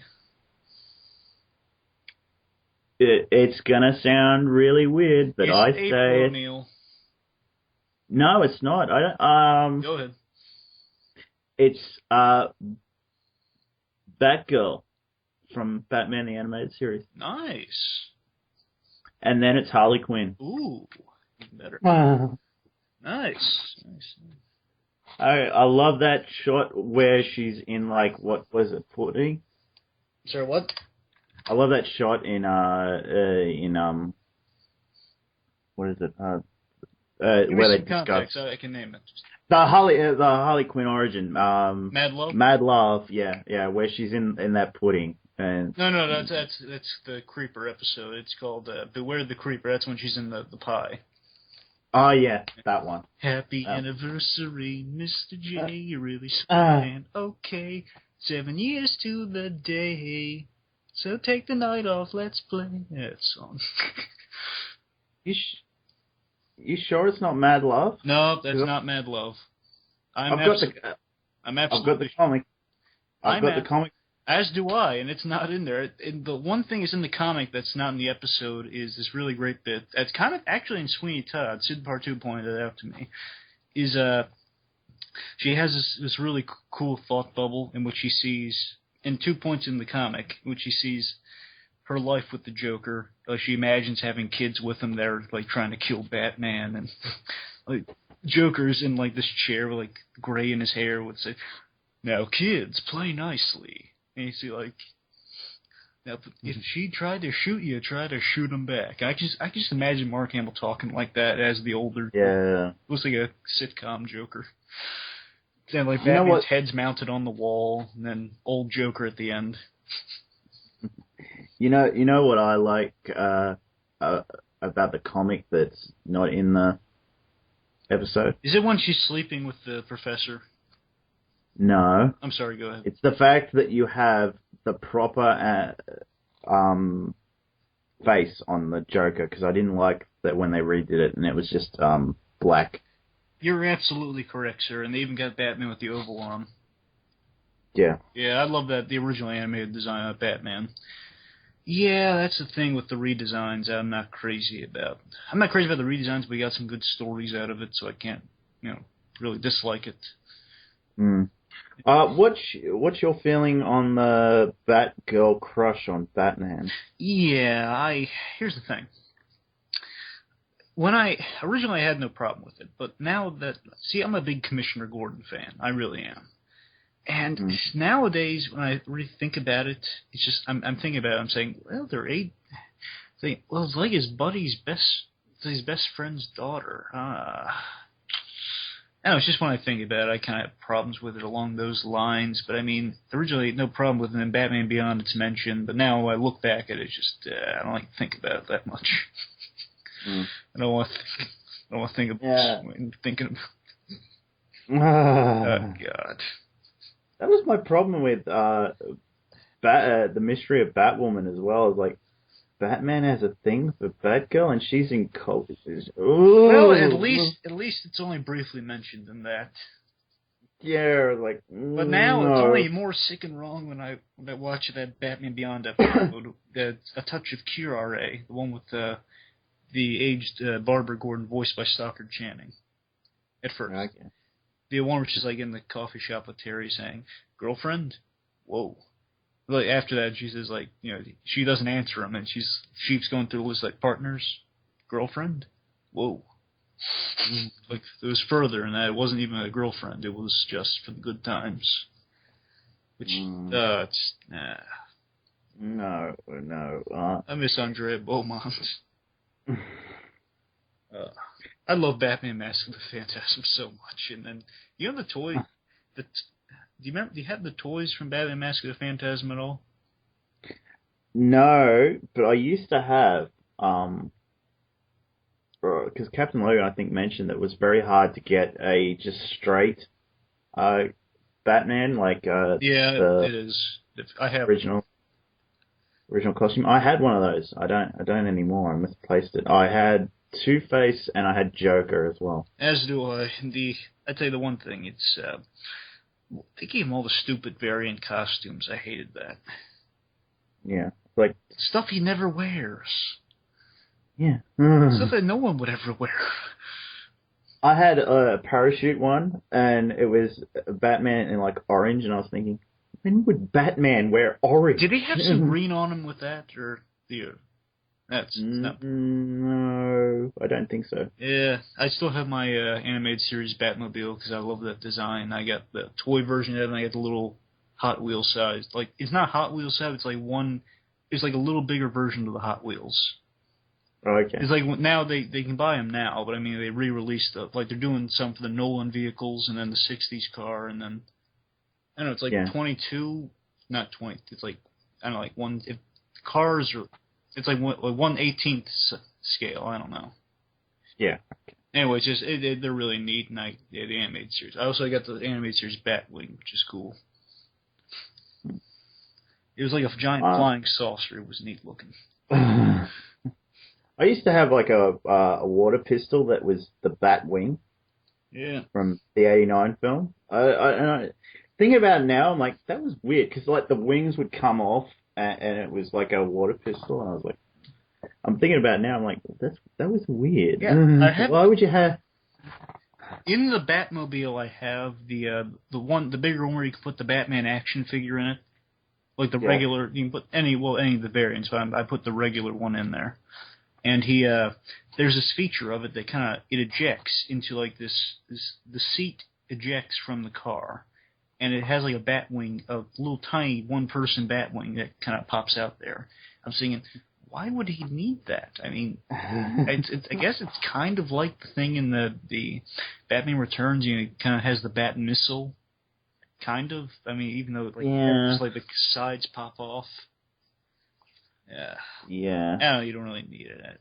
I don't use it to do that. It's just the car. Mm-hmm. It's like when they released like the Iron Man cars now. It'd be cool if he drove it as Iron Man, but he doesn't. Yeah, why would Iron Man need to drive anywhere? Yeah, but I'm saying it'd be a cool visual though if he actually didn't drive.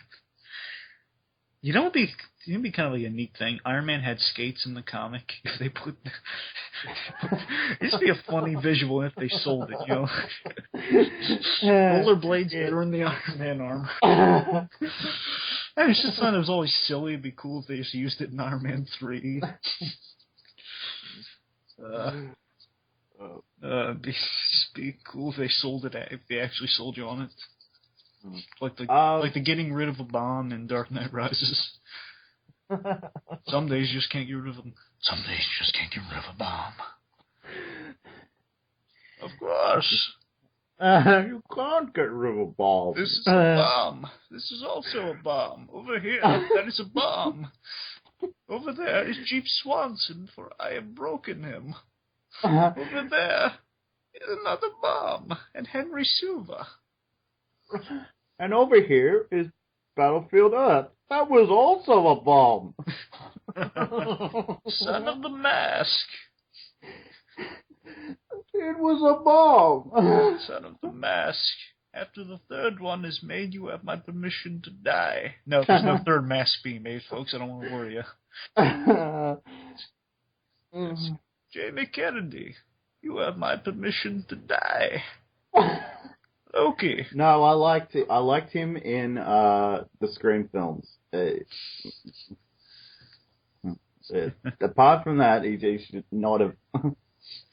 Loki, Alan Cumming, Tim Hiddleston will not be happy with you. Sorry, that's a guy who played Loki in Avengers. Did you ever see the show Defenders of the Earth? Defenders of the Earth? You mean the animated show, right? Yeah. Refresh my memory a little bit. Phantom, Flash Gordon, Mandrake the Magician, and his partner, which was this big black guy. Oh, God, now I can't remember his name. I very, very, very vaguely. I can't tell anything about it, but I think I vaguely remember it. All right, okay. Something I know a bit about. You can't. Well, I mean, I think I vaguely remember it, but I have no idea anything about it. I like it. I like the concept more. Like the voice acting. Like you compare it to something like Batman the Animated Series, you're going to be like, oh God, what are they doing? A voice because I swear. No, the voices are alright. It's just like, it seems like they took each actor and put them in the room by themselves. Like there was no crossovers. It's like, well, actually, really. they did Batman the Animated Series in the opposite way. Yeah, and it seems like there was no interaction. But the weirdest thing is, I don't know why they did it. They had Phantom have a daughter, and she was going to be the next Phantom, and I'm thinking, he's the ghost who walks. It has to be a son. So that bit weirds me out. Like I would be okay if the ghost who walks was a woman. It's just if you're doing a Phantom thing, it has to be a guy. It's like if you did it straight up from the beginning, it was always a woman. That'd be fine too, but you just can't swap and change. It's bizarre. Forgive me for not remembering, but what's your favorite episode of Batman the Animated Series? Favorite two-parter would be Two-Face. What was the other one? I really like Joker's Favor. Ah, okay. You know what my favorite episode is?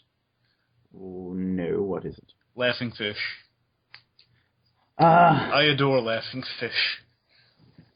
That's my instant go-to. That Colonel guy has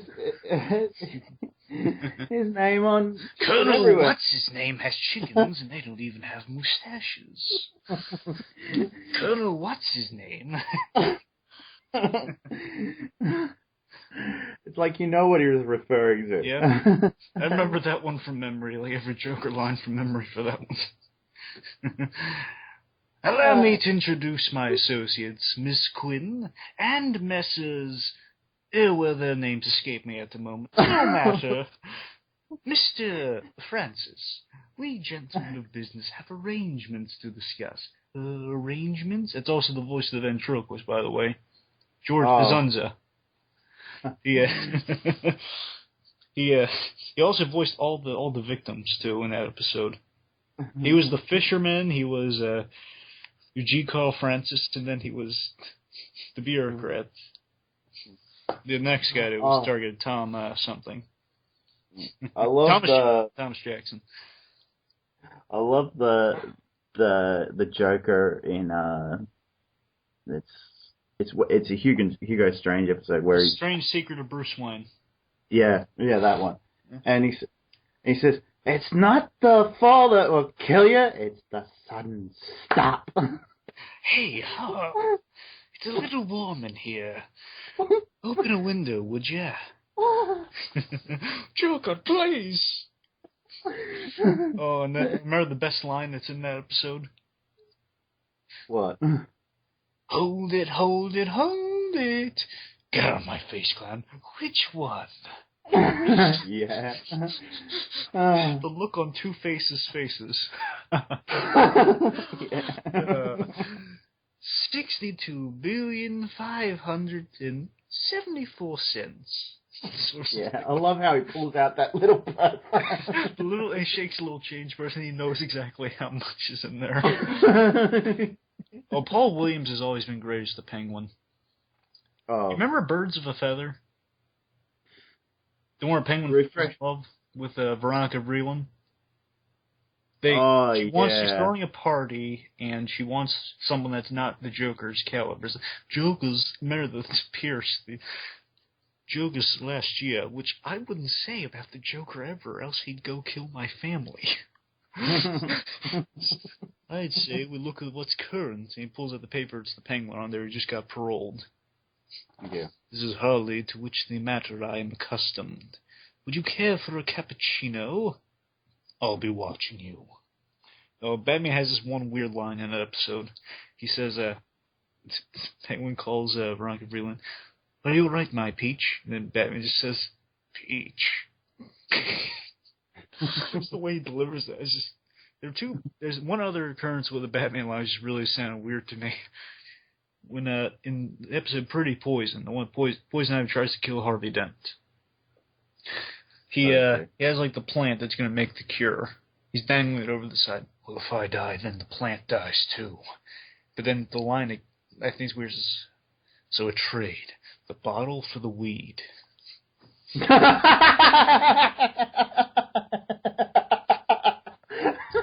the kid. I didn't pick up on it, but the bottle for the weed. It's just, I don't know. I'm not trying to make an implication. I didn't realize it. I don't know. Well, you know, another great one is Perchance the Dream. Oh, yeah. Oh, yeah. It's good. Probably my favorite episode with Mad Hatter. Yeah. I was willing to give you any life you wanted just to keep you out of mine. Because the first one's not too bad, but every guy has been in love with that girl that was just completely out of his reach. Yep. That is a Hatter, the one you're thinking of. Yeah, that one. It's like. You know that based off something that happened to Paul Dini. Well, a friend of Paul Dini. Yeah. It's he went to a workplace and someone at the workplace shot everyone up, and because of a girl. Basically, that situation played out. And he heard from this friend of what happened. Okay. Yeah, so it's So a less happy ending. Yeah. Well. Okay, I take it back. I didn't mean to bum you out with your point there, but no. I'm sorry. You're right. It's just it's not all right. It's not something that would happen every day. So well, I mean, it is something that couldn't happen. Definitely, it's something that. Well, I mean, not assuming you don't put on a Mad Hatter hat, then mind control people. You know, assuming that doesn't happen, it's something that can occur. You know, you fall in love with this idea, and then we want it to be perfect, and it just doesn't turn out that way sometimes. We just can't live with that. Definitely, you know, we all have an idea of what we want, but it's not always the case, or rarely happens. Yeah. Really realistic thing. I felt bad for the Mad Hatter at the end of the episode. True, he was trying to kill Batman, but still, I felt bad for him. Yeah. My favorite line, I love how he delivers Roddy McDowall, who unfortunately passed away. The brother of Malcolm McDowell, but also voiced the Mad Hatter, and from the '60s show, he was the Bookworm. Oh, okay. He has this line where he's unmasked by Batman. The Mad Hatter says, "Congratulations are in order, I suppose." The little line I like. Yeah, well, Mr. Freeze episode, that was a great one. Yeah. Oh, yeah. Yeah. I agree with a lot of people. Oh, yeah. Why not Patrick Stewart instead of... Oh, yeah, Patrick Stewart would have been awesome. And mine's Anthony Hopkins. I want Anthony Hopkins. I take from you... Oh, wait, wrong comic. Oh, yeah. I take from you your hammer. I wish he wore the helmet in that movie more. I know he said it was for the stunts, they couldn't do it, but they weighed it down during the stunts, but it still would have been awesome. I want to see that in Thor 2. I want the helmet. Yeah. I'm saying Loki gets a helmet, the father, it's like the only one that doesn't get a helmet. Yeah, it's like, come on, man. Yeah. Put on the helmet. Put on the helmet. Oh yeah, Freeze is great in that episode. Yeah, Freeze was always great in the animated series. And he quotes Wrath of Khan in his first appearance. Yeah. Revenge is a dish best served cold. Yep. I have failed you. There's no way. I wish there were another way for me to say it, but I cannot. I only hope that somewhere a warm hand waits for mine. Yeah. That is a beautiful scene. Instead of, freeze well! Oh god, that is so dumb. Yeah, the thing is, they did one thing right in that they didn't try enough, but they tried. They gave an animated series background. Yeah, which was like the first one. I like the makeup job on him. Yeah. I'm on Arnold Schwarzenegger. Freeze. I'm one of the very few people who thinks, if not weighed down by all the bad writing for Freeze, he could have pulled it off, Arnold Schwarzenegger. Not that I'm saying he would have been my first choice, mind you. I'm saying I think he could have pulled it off if he took it seriously. Yeah, and if it weren't a complete thing and you didn't have George Clooney as that. See, there are two Arnold Schwarzenegger performances I think are really... It's strange. I think in these comedies, I see potential to do a serious performance, or I see the seriousness in his performance. It's really good. But also, it's funny, too. My favorite Arnold Schwarzenegger film is Twins, and then Kindergarten Cop. Yeah. Two great... I think he plays that role so well in Twins, and you have some seriousness you could use from that, but you don't need to. No, because it's a comedy. It's kind of. I'm saying he plays this guy so straight, and you're saying we're twins, Vincent. You're twins, yes. Vincent. He's just like he's on board for the whole thing, even though he's saying this completely ridiculous thing, he's taking it seriously. Yeah. Which I think is just brilliant. It's like, that's one of the strengths of Freakazoid. They had the most esteemed actors saying the most ridiculous dialogue, which is hilarious. Like Ed Asner. I love Ed Asner. He would say, yeah, give me a double chubby boy. What was on the fryer tonight? Hey, Freakazoid, you want to go for a mint? He'd basically say, he'd distract Freakazoid in every episode. Basically, okay, some villain commits a crime, puts some people in danger. And Freakazoid, he's about to go there, but then Cosmo's, hey, Freakazoid, want to go do this or that? And it's just a ridiculous thing, like, go to the world of Spumoni ice cream, go to Jello Land, go to the Honey Festival, go build a go-kart. Anyway, they all go there, and they have a good time, and then he says, oh yeah, Freakazoid, another thing, they have this thing going on with the villain, whatnot. I'm on my way! He speeds off, he goes... It was a save the day. It's just funny. Just playing a deadpan, which is hilarious. Did you ever see the cartoon Voltron? Voltron, yeah. Yeah, all I can remember from that at the moment is guy. All the vehicle. That was one of the first shows where all the vehicles came together. Yeah. I remember the parody of that, which I thought was really funny. You remember a show called Megas XLR? No. Oh, that's a really good one. Oh, you gotta look for that one. That one's it was on Cartoon Network. It was basically this it's a hilarious premise. It's basically it's a very Kevin Smith like show. It's this guy Okay. this guy voiced by Dom DeLuise's son. He's in a junkyard. And it takes place in New Jersey. It's a lot of New Jersey-ish characters. Again, that's kind of why I say Kevin Smith show. But Yeah. he didn't do it though. I'm just saying. It feels like anyway. So basically, he's like going through a junk pile and says like, "How much for this? $2. How much for this? $2. How much for this?" Everything in that pile is $2, and he unearths a giant robot. Says, "Take it." He basically puts his car on top, and he's a video game player. Puts his outfits his car with video game stuff, and puts the car for the head of this giant robot, and he can control it.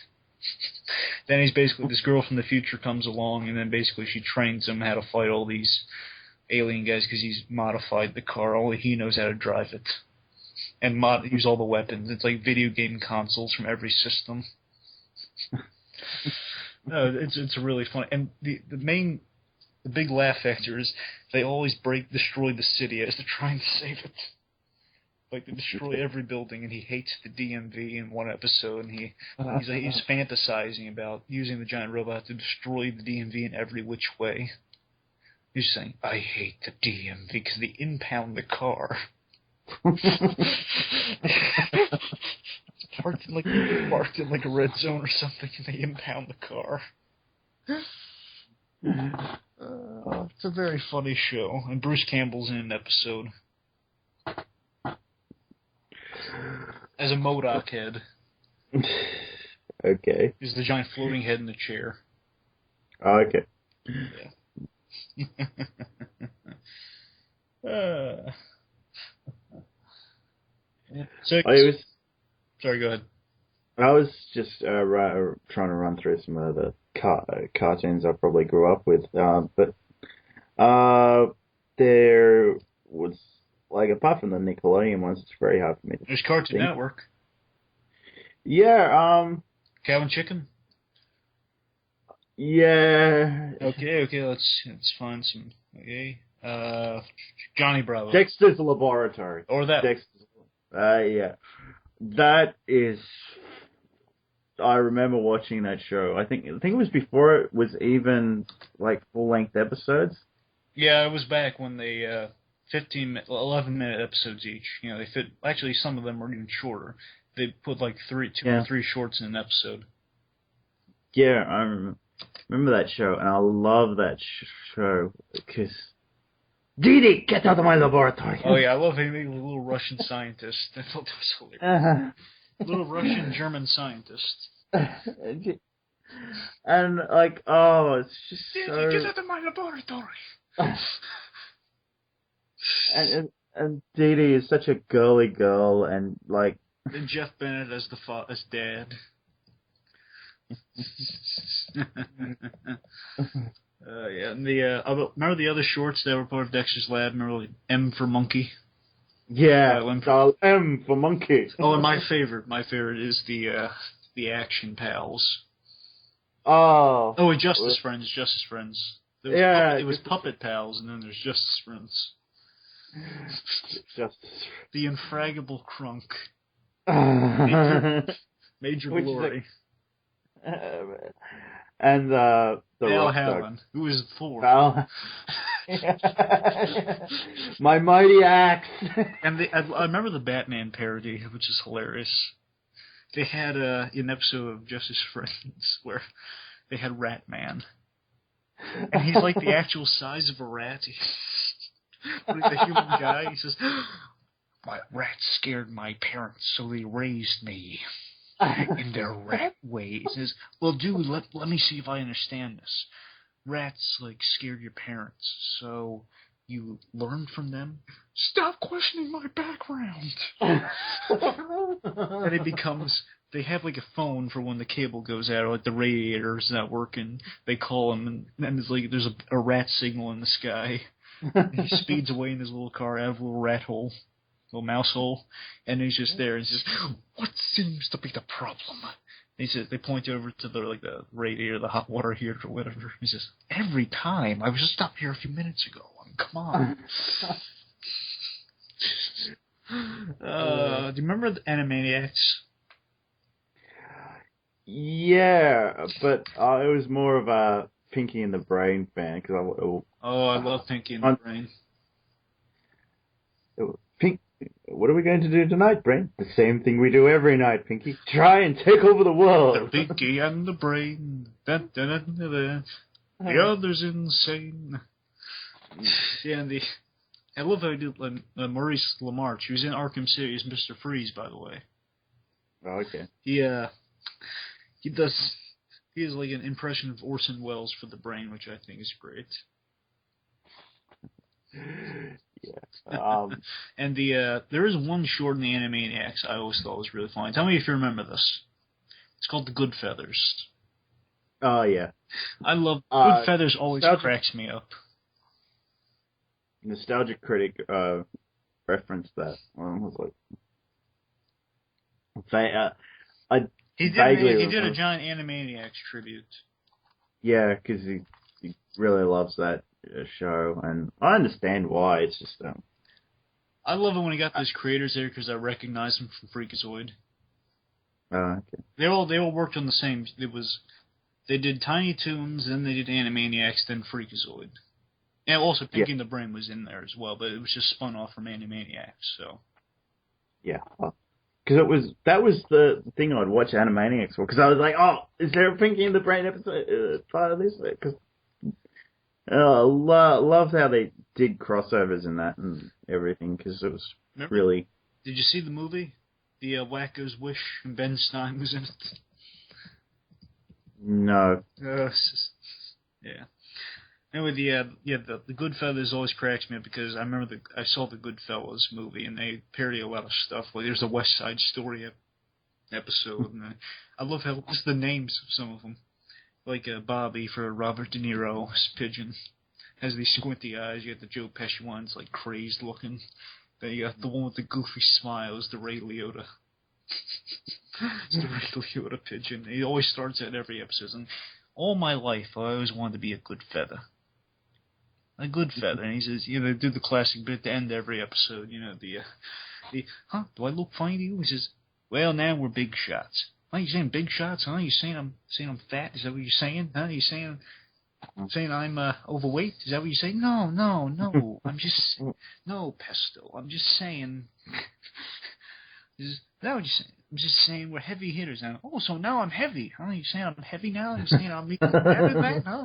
No, I mean, yeah, that's what I'm saying. I'm saying we're big, we're good now. They're going to need a big metal spoon. Is that what you're saying? He beats him up, and then the De Niro one's just laughing at him. They have the God Pigeon, who's like this giant fat white bird that talks like Marlon Brando. They can't understand. It's De Niro, because he was the young Godfather in 2. The God Pigeon says this and that. Did you ever see the show Where on Earth is Carmen Sandiego? I'm sorry, Carmen Sandiego? Yeah, did you ever see that show? Huh. The name does ring a bell, but I can't place it at the moment. You remember anything about it? It's based off the video game Where in the World is Carmen Sandiego, which was, well, you had to go around and find Carmen Sandiego. No, and like it doesn't ring a bell.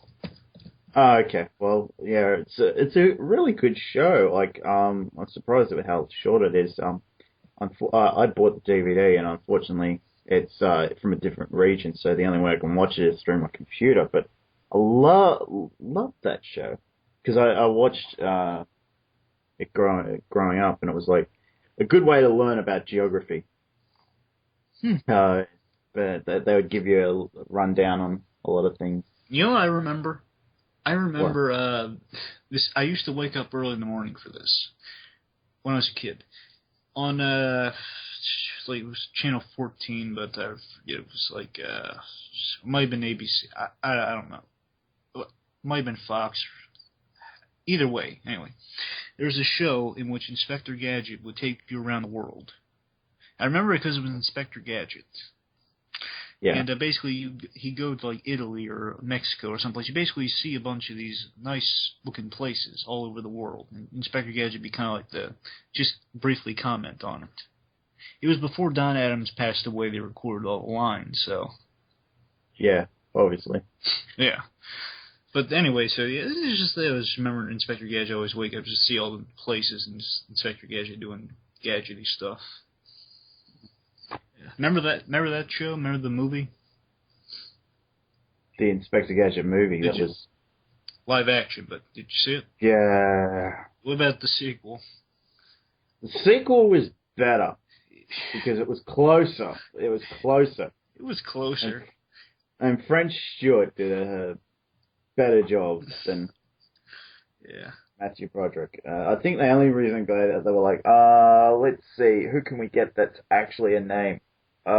Matthew Broderick. It's like, You know what happened to me when I was a kid, and Inspector Gadget was in theaters. Here's what happened. I was bamboozled into seeing it. I was thinking, oh, an Inspector Gadget movie. That must be like the animated cartoon. You know, the Inspector Gadget cartoon. I was familiar with that because I had like this VHS tape with Inspector Gadget Adventures. Yeah. Anyway, so I was thinking, okay, we're gonna see a full-length movie of that. Okay, I'm game for that. I was thinking, what is this? It's live action. I was thinking, wait, Dr. Claw, he has a face now? Yeah. What's with the car? The car's supposed to be a girl. Then, you know, what's with Brain? Yeah. Oh, so this is how we got. Why isn't Brain talking? Yeah, this is how he became Inspector Gadget. Anyway, so yeah, there's that. And anyway, so then it kind of happened the second time when I fell for the same thing twice. In that when it was on like it was back like when HBO was like the only thing around before Shows and Stars was on. And it wasn't like on demand. It was like one channel. It was that early on. It was like Inspector Gadget was on. And I was thinking, well, my grandmother says, "Hey, you want to watch Inspector Gadget?" Oh yeah, they made an animated film now. It's on TV. I gotta watch that. I was thinking, oh, it's the same movie again. As you can tell, I was a little gullible back then. I was disappointed, but I was like, oh. You know what? It's a guilty pleasure for me. I see all the silliness now, but I actually still have my McDonald's Inspector Gadget. The one that you bought all the pieces and then they would snap together. It's mainly because I'm a fan of gadgetry. Again, I love Batman's gadgets. Oh yeah. I liked Inspector Gadget growing up. I can name every Batman gadget in animation or live action, except the '60s show. I have to draw a line. Yeah. I mean, I remember shock repellent. Like I've cataloged all of Batman's gadgets. I've like drawn them and specified them. But there are two gadgets you won't see on my list. You won't see the shark repellent unless it's used really well in animation, or it's used really well in film by some happenstance. And I will never, ever use the Bat credit card. Bat credit card! I'll tell you! The only card I use that remotely is like that is from Heart of Ice, Batman the Animated Series. It's when he used this little key card to like hack into it's like a master card key, you know, like he uses it to pick the lock, you know, one of the credit card scanning locks, you know. Yeah. Basically uses it, and it's a skeleton key, like thing. Oh, okay. Card.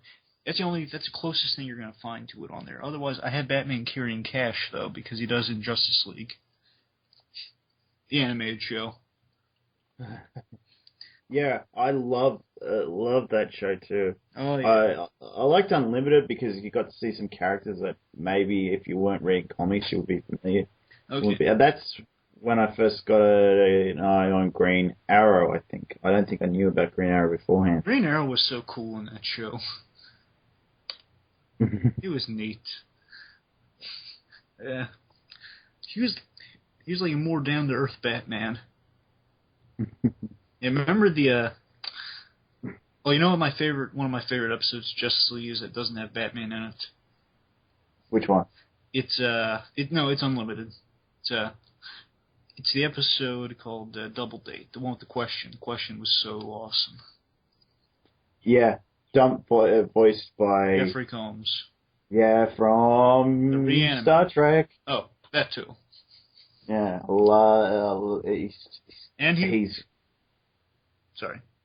he's great. I like the only character in Star Trek that I didn't like that he played was the first time he showed up.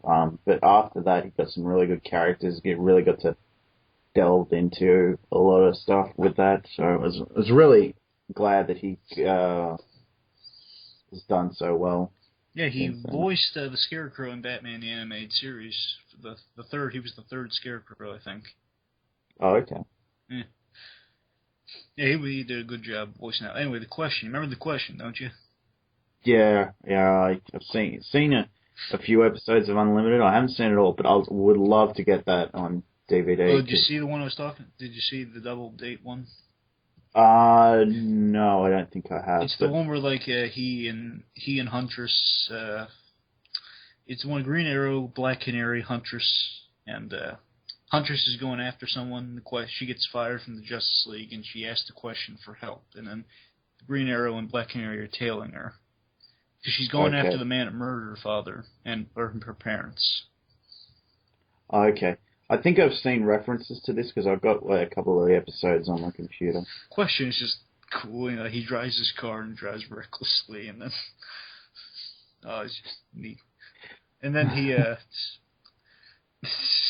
sorry, he's picking up a clue and he misleads the other two with that. And then he's like saying, in another episode, he says, "Aglets. Their use is much more sinister than you want to know." The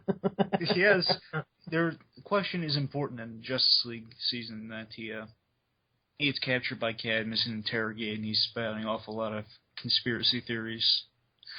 And what really works about him in the Double Date episode is he has this relationship with Huntress, and it just works really well because you ask yourself, well, why is he helping the Huntress? She blanketly says, at the beginning, yeah, I have information on Cadmus.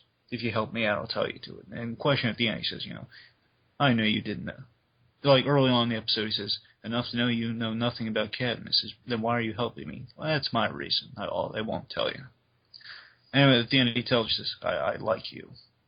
Then she takes a shine to him, and then they go off into the sunset. And Black Canary has a line like, "Oh, I'm sorry, that's just gross." She kisses him over the mask. It's like a tasteless kiss. Oh, that's mean. I love that relationship. And should we touch on Wreck-It Ralph? Yeah, let's touch on Wreck-It Ralph. Because I took my nephew to see it because I was very interested because I heard there was video game references in it, and I was like, oh, look at all the video game guys. Wreck-It Ralph is a film, I would say, some people have described it as this, and I agree. More than Wreck-It Ralph, I think it is a new generation of Toy Story in that it recaptured the spark I felt when I saw the original Toy Story. It's a film in which we see what these characters do. It's like we mundanely see what these characters do. It's like, as John Lasseter put it, it's illogical logic. It's how it would work in this video game world. Like, after hours, well, they're still there. They're just going to visit other games. They're going to go to the bar. I love the bar scene. They go to Tappers. Yeah. Here's what sold me on Wreck-It Ralph. It wasn't just a lot of people, when they saw the trailer, said, oh my god, look at all these other video game characters from my past, or characters I really like. You know what sold me on the film? What? Just the idea that I really empathized, or at least I really enjoyed. I was instantly on board when I saw that scene in the trailer in which Ralph is at the therapy session, because I instantly related to Ralph, saying, yeah, he's been doing this for 30 years. I mean, if he doesn't want to be the bad guy, that's his lot in life, This character doesn't want to do what he's been doing. I find that very interesting. Yeah. That's what sold me on Wreck-It Ralph, just that premise. Like, he's a villain who's not really a villain, saying, they see me as a bad guy. I'm not a bad guy. I just do that's my job. You probably won't believe this, but all I heard was that it had some video game references in it. I never saw a trailer or anything at all. Huh. I may have seen a poster here and there, but there was not much I heard about it. Like, I avoided everything on it because I was like, I'm very much a non-spoiler guy. Like, I like to go into films without knowing too much. Like, I may see a trailer here and there, but for films, but that's usually about it. Ever since I watched The Amazing Spider-Man, and a lot of the film was spoiled in that, I don't really trust trailers anymore because they give so much away. They do. It's like if I see teaser trailer, that I might see because I know there's not going to be much in there to spoil it. I love the third trailer to The Dark Knight Rises because of the music in that. Yeah. It's just that's my favorite trailer of all time. That third trailer, Dark Knight Rises. Sorry, I just wanted to bring that up real quick. Yeah. I just really do love that trailer. The music and everything is just building awesomeness. Mm. You know, it's like, you can't do this. You've given them everything. Not everything. Not yet. Da, da, da, da. You know, all that stuff. Mm-hmm. Sorry. I like that they made Bane awesome. He was so great in that film. Yeah. He didn't go run around going, bomb. Well, essentially, he actually did have a bomb plot, which I thought was funny. Instantly I saw that in the film, I was saying, oh man, Captain Logan's going to love this. I instantly thought that because I remember, because my favorite thing is on YouTube, other than the Joker blogs, the series, at least my favorite thing on YouTube that's, you know, reviewing related, is the Batman film panel videos. So many great gags, and so, I mean, not gags, it's just a lot of funny lines and good critical observations of all the films, and of course Captain Logan saying, bomb, bomb, or the literate version of Bane, this is a bomb, this is a bomb. And King, King, if you're out there listening, just know we love you and we wish you'd come back to do either some videos, or at least talk everyone else into doing more Batman on the animated films. I know everyone's busy, but please bring more of them out. It's been a while since I've watched all of them because they just so like they're all over. They were all over the place. Like last time I went there to check outs and stuff. But well, not to brag, but I kind of pride myself in my playlist. And I kind of pride myself in my favorites and playlists. So I got like everything I think is really great. I think is genuinely the best of the fan films I can see, and just the best of kind of the quote man, like the best of the best of the best. Of again, I don't want to sound braggy, but I mean I kind of am at the moment about this. Yeah, I have like all the Joker blogs on there. I got all the best Deadpool fan films. And I got that whole the whole Batman film panel saying all the Marvel movie misfires and It's Some Random Guy on playlist. Saying feel free to check it out. Everyone else, feel free to check it out. Yeah. You know, it's just, I don't mean to plug myself right here in the middle of your speech. I don't mean that. I just thought. Yeah. I kind of pride myself on my playlist as well. Oh, yeah. I usually try to put everything in order, and I usually try to make sure, especially when it comes to my own videos, I know people, like, sometimes they might want to watch, like, everything in order, so. I've recently been doing these things called moments. I mean, it's, my favorite is the Gordon moments. Because again, Commissioner Gordon's my favorite character, so I have everything I could find on YouTube favorited and ordered to this playlist about every Commissioner Gordon scene from Batman Begins, then all the animated Commissioner Gordon stuff. Yeah. Because my favorite thing in Batman animated series is probably whenever there's a Batman Gordon scene. So I do love those scenes so much, and that's my favorite scene in Batman Begins. You know, like the rooftop scene at the end. Oh yeah, that's my favorite scene. It's interesting because a lot of stuff from Year One, Batman Begins, one's taken from Year One. Like I watched the movie Year One.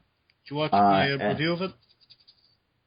Not yet. Okay. I will check it out. No pressure. I'm just asking.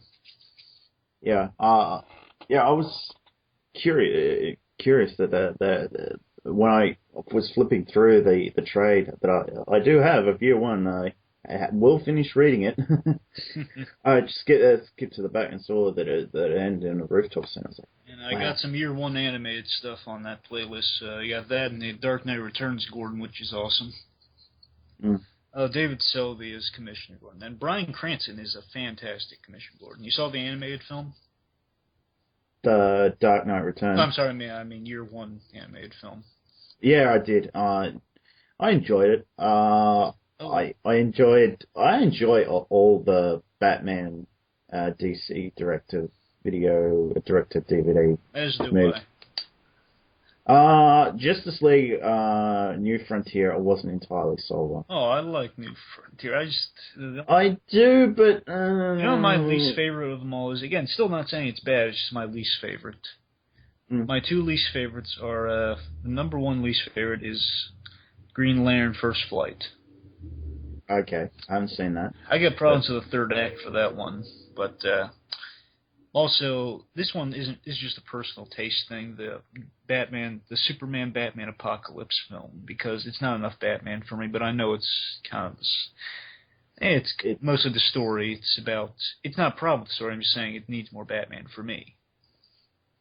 I'm saying it's not a bad film. It's just yeah, I think it's more of a Superman film. It than is. It is a Batman. It's a Supergirl. But I like. It needs to be more about Supergirl, even if it is a Supergirl film. Yeah, I was just saying it's more. Yeah. If you take it out like that. Of course, Public Enemies. I'm sorry. Kind of briefly say. I was just gonna say Public Enemies is the first one I saw. So. Oh, well, that's a good one. Yeah. There is one really good part in Apocalypse. It's when Batman talks to Darkseid. It faces off against Darkseid. That's so awesome. It's like. Yeah, it's at the window. Foursquare Carousel. Say it. He's like out the window, like over the lava and Darkseid, and he says, "Well played." He's the guy from Men of a Certain Age, Andre Bard. I can't pronounce his last name. Okay. Anyway, yeah. He was also in Fantastic Four: Rise of the Silver Surfer. He was the general, the one who was supposed to be Nick Fury. Oh, okay. Yeah, that guy. He's in Last Resort as well. Yeah, him. Okay. Well, wait, that show should never have been cancelled. Yeah, wait, which scene? I mean, which show? Last Resort. Oh, yeah, you're right. Sorry. Yeah, I was thinking. Yeah, Men of a Certain Age is the show I saw him in. That show shouldn't have been cancelled either. Was that the show with the submarine? Yeah. Okay, yeah. It's, I saw the previews for that. It looked good. And they cancelled it. Yeah. Of course, well played. Had the Kryptonian or the Amazon taken that gamble, they would have lost. But you're human. You kill for your own kind. Take the girl. I'll make no move against her. Oh, that was a cool scene. Yeah. Plus, I love when Batman took on Darkseid in Justice League Unlimited as well. Did you see the finale? Yeah, I think that's what I've got. Destroyer? Yeah. You have like the second season of Unlimited. Well, quote unquote second season. It's It's the DVD second season. Okay. Might as well be a second. I forget what I'm saying at the moment. It's just it's good. Also, I love the in Dead Reckoning, the one with the dead man in it. No. No? It's been ages since I didn't really get to see much of Unlimited, unfortunately, because I think that was during a blackout period when I didn't have access to Cartoon Network, which it would have been on out here in Australia. So, yeah, I wish I could have seen it. Well, I think it's on the DVD, The Dead Reckoning, all the dead man overshadowing people. Yeah, it's very hard for me to get anything from the DC unit, apart from back in the day for DC, because I've had to import all my Batman the Animated Series stuff. So. Oh, okay. I see it. Now I got you. Yeah, because it's impossible to get anything. Like, they released the first season on DVD for Batman the Animated Series by releasing it all in single discs. Like, and they were like, and they'd given these funny names, Oh yeah, they did that. Batman from the beginning, and like that it's like no, and I'm like no, it's like 4 episodes and nothing. Yeah, they No, did that when I was a kid too. They had them. They released these little volumes of like 8 episodes or so. But yeah, now they're like kind of redoing it with like all the Joker-related episodes, minus the most important one, Laughing Fish, which bothers me. I mean, then they have meanwhile, back at the wrench. Meanwhile, back at the wrench. Then they use the whoopee cushion to alert everyone. Put in, I got the whoopee cushion. Ready to rev up your Harley? I would rev up Harley big time. As would I, sir. As would I. The real question is it because she's psychologically twisted like a pretzel, or is it because she's a clown? I don't think I want to answer that. Hey, I'm not asking you to. It's a question some people have to ask themselves. Or is it because the Joker has her? And you'd have to be really crazy to want to take her away from him. Yeah, it's the Joker relationship. There, it's like he's miserable without her, but he hates it when she's there. Yeah. Yeah, it's great. Oh, did you see the episode? It's probably one of my favorites because it is such a one power thing. Where Harley first teams up with Poison Ivy. Yes, Harley and Ivy. Yeah, a lot, and they say no man will ever catch us. And then Renee Montoya crashes into their car. Well, they were right. No man did catch them. That was a setup line if I ever heard one. Or Joker's like in his underwear looking for socks. Where are my socks? No one Harley. the hyenas. And they reads the paper. Oh! And then the last one falls and it just cuts to a siren. Good stuff. So much good stuff. Yeah. I like that episode. Do you remember the Harley Quinn 8 episode? Harley Quinn. Yeah, I've got that one on. Won't you please put down that acid? Bashes his head on the poker table because he just like she says something like, maybe when you punch me off that roof. Hits his head on the piano like, oh. Wham! Then he sees Robin entering over there. And she enters butt first into the frame. It's just funny. You know, Bruce Timm knows how to draw women. Yes. That's one thing that always gives me trouble. I cannot draw women. Yeah. I can't draw periods, so. Yeah, I mean, I can. It always just struggle to draw women for me. I don't know. At least I'm not as bad as Frank Miller. I'll say that for myself when he draws women. The only good woman he's ever drawn was Barbara Gordon, but then he gave her that goofy haircut in year 1. I mean, in year 1, remember she had like in the anime, long hair. She has like up in any capacity. It's fine, but I'm saying when she's like meeting Bruce Wayne, he Sharon Stones her. Okay. I haven't seen that. Oh, it was in the animated one. Remember? Anyway, when they go to visit. Oh yeah. Go to visit him, and then she has like this like Barbie and Kenish haircut. I can't explain. It's just this flat haircut. It's like Marcy from the Peanuts. Remember? I know it's kind of past Easter, but I saw the Peanuts Easter special. Okay. That special's so funny. She just can't get how to boil eggs, and Peppermint Patty's just frustrated with it. They buy eggs. He said, "Okay, I'm gonna teach you how to dye eggs this year. We buy the eggs. Okay, we turn the water on. Then she makes egg soup because she broke all the eggs." He was like this waffle iron. Went through all the eggs, and she ran out of money. Then Snoopy, as the Easter pig, delivers them, and then she puts some in the egg, and she eats the egg with just in like one bite. the crack. She doesn't peel it or anything. You want to know how much my mum loves Peanuts? How much? She's got Snoopy doing the happy dance tattooed on her back. Ooh. Nice. Well, if you're going to get a tattoo, at least have it being something positive, you know? Yeah. As I'm going to say, I don't like tattoos, but at least the hearing someone has it. You know. If they have said tattoo something positive, you know, it's like nice. Sends a nice message. Yeah.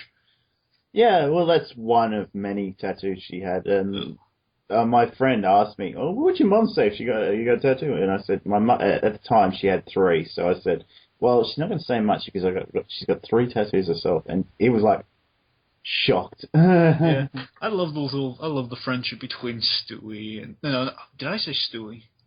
Yeah. Oh my god, yeah, it's because I'm watching Family Guy right now. I'm sorry. I meant Woodstock and Snoopy. Yeah, but my mum loves Snoopy and Woodstock. she's got a collection of the episodes, and As do I haven't watched the holiday them. specials. Yeah, she's got one. I forget which one it is. I think she might have that one, but I know she has Come Home Snoopy. I think is yeah, I remember that. It was the most depressing. Snoopy Come Home. The most depressing film of that year was released in theaters. Yeah, it was actually voted that by some critic. They said most depressing film of the year. No, it's been allowed. It's been a while since I've watched any Peanuts, so I can't really remember what happens in that. So I think I know she's good. I'm sorry. Go ahead. I wish I could say more about it because I actually do love Peanuts, but just can't really remember much about it. Yeah, that's why. Yeah, they kind of been casting the Peanuts as the Avengers lately. Yeah. Seriously, there is cannibalism in one of the Peanut specials, actually. Oh, okay. In Thanksgiving, there's cannibalism in it. I don't care what anyone says, there's cannibalism in that one. Woodstock's eating turkey. Yes. Yeah. There's a bird eating another bird. Cannibalism in a Peanut special. Yeah, it's like, that's not twisted at all. As a kid, I was thinking, wait a minute, Woodstock's eating a bird, but he's a bird. That's not right. Every time I watch, I love the Peanut special, and of course there's the Halloween one, which is always good. Why does Charlie Brown keep getting rocks? Seriously, people literally bought rocks anticipating Charlie Brown was coming to their houses. Unless it's really, really subtle rock candy. I don't get it. Why would they keep giving him a rock? I just love that visual of Charlie Brown, the ghost costume, all the holes. It kind of just epitomizes failure in a really Halloween-ish manner. A really fun manner. Just as you can tell this guy tried making a ghost costume, but went completely wrong. You know what I can't believe? What? We've been talking for 2.5 hours and we haven't talked about South Park at all. We touched on Family Guy, but we haven't talked about South Park. I would touch on Family Guy. I only mentioned Stewie. Yeah, I mentioned Family Guy earlier, but... oh, yeah, you're right. Sorry. We've been talking for 2.5 hours and we haven't mentioned South Park. Well, Chris Fuller, I'm not a big South Park fan. Okay. I know about it, I just I don't really watch it. My sister actually introduced me to South Park, and it was very early on. It was in its first season, which its first and second seasons I think are its best. I remember there's only one South Park gag I know about. I mean, I'm familiar with. It's the Indiana Jones rape scene. Yeah. Yeah. Hello there, Indiana Jones. They're all acting like someone one of the kids got raped, and then Indiana Jones, that poor guy. You're looking awfully good tonight. I don't, and this is me being totally honest though. I do not think Kingdom of the Crystal Skull is that bad. You know what? I'm gonna roll the dice here. I kind of agree with you. I don't hate it, but I don't love it by any means either. I see why Yeah. people hate it, and I'm kind of agreeing towards that. But I mean, there's one bit that everyone really hates that I don't mind. I hate the other two bits. If there were three bits, I can just sum up what everyone hates about this film. Three scenes. People hate the nuclear fridge. People hate the Tarzan jungle. I mean, the monkey swinging in the jungle. Yeah. And then people hate the aliens. I'm gonna go with I'm gonna go with them on the aliens. I'm gonna go with them on the monkey swing because it's just pointless. But I don't mind nuclear fridge. All right. I'm just saying Okay. it's a lead-lined fridge. I mean, he should be beaten up more. I'll agree with you there. But I'm saying it's kind of cool. I kind of like it. I mean, that's really the thing that's kind of saves Indiana Jones for me. And I like Harrison Ford coming back. I love that motorcycle chase in the beginning. Yeah. The first act's fine. Second act, yeah. Third act, ugh. All right. Okay. I will put my head in the noose here, but I don't mind the aliens. It's just they went too far with their backstory by saying they're from another dimension. I get what Lucas was going for when he wrote that, but I don't agree. I don't think he should have done it.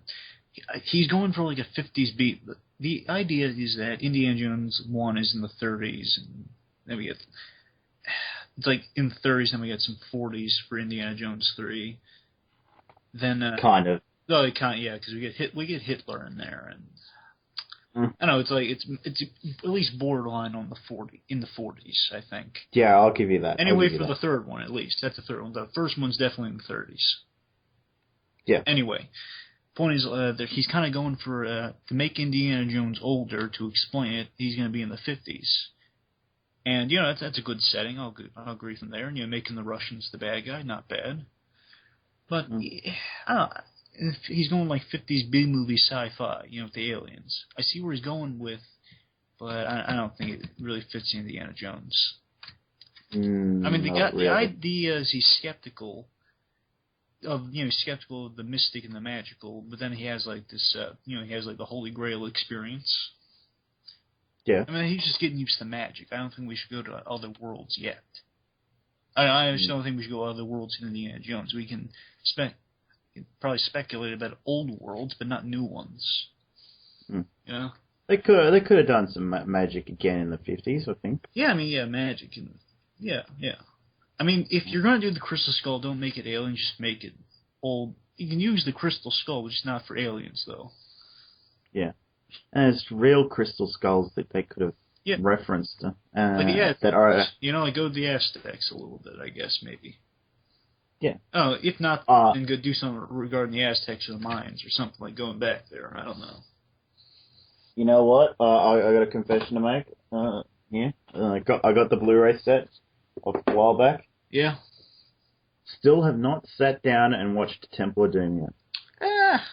Temple of Doom's my third favorite out of the trilogy, not counting Doom, but I'm not counting Crystal Skull. But I mean, I'm saying I don't hate Crystal Skull, but I'm not going to count it when I think Indiana Jones.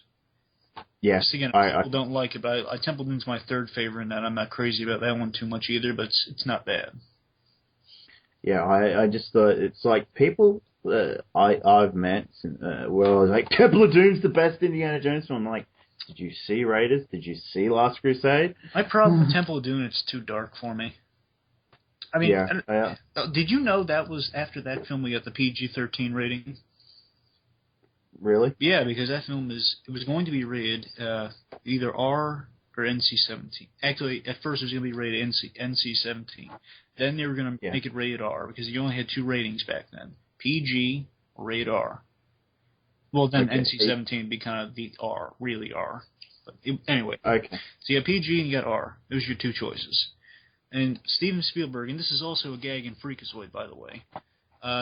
Jack Valenti is the guy working with the MPAA, or MP. Yeah, the MPAA, the guys that censor everything. Yeah. So Jack Valenti's there, and he knows Steven Spielberg. They're buddies. And there's a gag in Freakazoid in which Jack Valenti just randomly, out of nowhere, talks about the rating system, which is funny. And it's actually Jack Valenti doing the voice. Anyway, so basically after this, he won him over with a PG rating, even though it's obviously a PG-13 film. Okay. It's rated PG, but after that they said, we need a ranking that's in between the two. Like this film. And then he said, okay, let's do PG-13. Then he told it to Jack Valenti, and Jack Valenti made it happen. So Spielberg's the reason we have the PG-13 film, and the reason we don't have to worry about R-rated films all the time when you're introducing kids to good movies. Otherwise, Dark Knight would be an R-rated film. You can't show that to everyone. Yeah. Yeah, all right. I've been wanting to do this for a while, and this is a good place to do it. Would you mind if we just quickly compared and contrasted the Australian rating system and the American? The American? Yeah. Okay. You guys have G, right? Which is just everyone can Yes, we have right? G. Okay. We also have PG. Okay. So do we. Yeah. Okay. M would probably be the closest thing you guys have to PG-13, but M is 15 plus. Really? Yeah. Huh. Okay, and that's where I think it works. Well, on TV we have TV-14. Yeah. Do you have that? No, so that's our same. It's same across the board. Okay, so TV-14 is the same. No, it's like we had the same ratings for TV that we do for movies. Okay, so we have over here we have TV-14 is our equivalent to PG-13 for just TV shows. We have TV, we have MA. We got MA as well, but that's for movies, and that's M is. This is where it confuses me. M is 15. Restricted to. You need to be accompanied by a parent or guardian if you're under the age of 15 and seeing the film, I think it is. M is, you've got to be at least 15 to see this film. I think it's the way I understand it. It's very weird. M and MA, to me, I was still relatively the same to me. Yeah. I'm sorry, go ahead. Yeah, I was going to say, okay, just go ahead from there. Well, for us, it's, okay, again, it's PG, we have G, we got PG, and we got PG-13. Then we have R, and very rarely, but I don't think anymore, really, but back then, at least we had NC-17. Yeah. Now, the thing on TV is, you have PG, then you have TV-14, you got MA, for basically HBO-type shows, or adult material, and NC-17 also. For really, really adult late-night material. Yeah. So you got that, and, for games, you have M. We got mature you got an M rating, which is 17 for games. Then you have, E for everyone. Those are for games. Yes. E and M. Yeah. M for we mature. Recently... Well, I recently, I think we've got it now. We got R ratings for games, certain games. But there was a battle to even get that happening out here. But for us, it goes after M. Then it's straight to R. But and then of course X for X-rated films. No, we don't have an X rating anymore. I think at one time there was an X rating, but we don't have it anymore. Then again, the X rating might have been just changed to NC-17, but I can't be certain. Again, check out the clip of Jack Valenti, Freakazoid, if you really want to see our rating system explained in a funny manner. But it's the rating system explained. So. Yeah, I was just like, to me, what doesn't make sense is like there is differences between what a 13-year-old can handle and what a 15-year-old can handle, and to me, 15 is where you can handle a little bit more. It's where the rating system should come in. That's just my opinion. I fear that myself, at least, or many, possibly others, we're starting to lose our sight on what the line is anymore. Because I think we might be exposing kids, but I really can't tell you if it's a bad thing anymore. might be exposing kids to a little more violence with PG-13 than we would with R nowadays. Or at least we're introducing more adult things because of the dark stuff going on today on the news and etc., you know? Yeah. Because, like, I can see that. my prime example, the reason it really made me think of this lately were two examples. One, Young Justice. Again, I love Young Justice, introducing adult stuff to kids, but like Batman the Animated Series did for me. However, it's even going a little further in Batman the Animated Series, because back then, the censors were still active, but Batman the Animated Series thrived from it, though. I mean, they didn't let it really stop them like the Spider-Man series did. Okay. The Spider-Man series was really hindered. It was politically correct, so, I mean, it was super censored. You saw censorship at its max for Spider-Man, where Batman made it work for them. But Young Justice is still kind of tackling. You had some deaths, and it's better for Young Justice because you can actually get away with more in a good way. But my real thing, when I mean this in a negative way, is for Dark Knight Returns. You saw that, right? Yeah. Did you see Part 2 yet? Yeah, I have. Okay, now, in Part 2, this is really just going for Part 2, there are some violent things in that. It's kind of an understatement. Some race things. We got the swastika girl.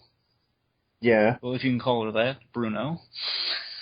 She, she's got some Nazi paraphernalia, some doubled Nazi paraphernalia. Yeah. Okay, we got that. I'm surprised they got away with that. Actually, originally in the animatic, she had the matching pants from the book, with the missing parts of the pants, with 2 additional swastikas in the rear. Oh. That made it to animatic, but didn't make it to the final animation. But here's the thing I'm talking about. You have the Joker killing Dr. Wolper with the coffee mug, which I thought was awesome, by the way. Just Joker using something so handy like a weapon. He slits his throat, and you have just that moment. You see, he's he's bleeding out. Then you have the most horrific use of the Joker gas. People get nosebleeds, and the moment that gets me is where he's clawing at the door, and like the nails have turned the blood on the door. But the 2 moments I'm really getting at here are, of course, when Joker's stabbing Batman, which originally would have gone on for longer, but they could only get it 3. They scaled it down to 3, even though there's kind of a space in there. You can tell he was doing it more. But the moment it gets for me is when the guy's decapitated. The guy who some people think's Humpty Dumpty, even though he's not, but the fat guy Joker's working with to make the bombs and the kids. Yeah. Yeah, him. When he's fighting Carrie Kelly and he gets caught on the machine, he gets decapitated. That's the one moment that got me thinking, yeah, man, this might be a little too violent. And I was thinking, well, really, I don't know, when I think about it more, and you think of Red Hood, they can get away with a lot more now, like Jason Todd getting beat to death. And I'm thinking, could we have gotten away with that with Batman the Animated Series? Because looking at it, well, they don't really show that much. You hear the sound effect, and I guess it's really just dark themes. I don't know, it's just the more I think about it, I'm saying, we're more accepting of dark themes now. You know what? I'm just gonna check the rating on the thing. Hang on, I'll be right back. All right.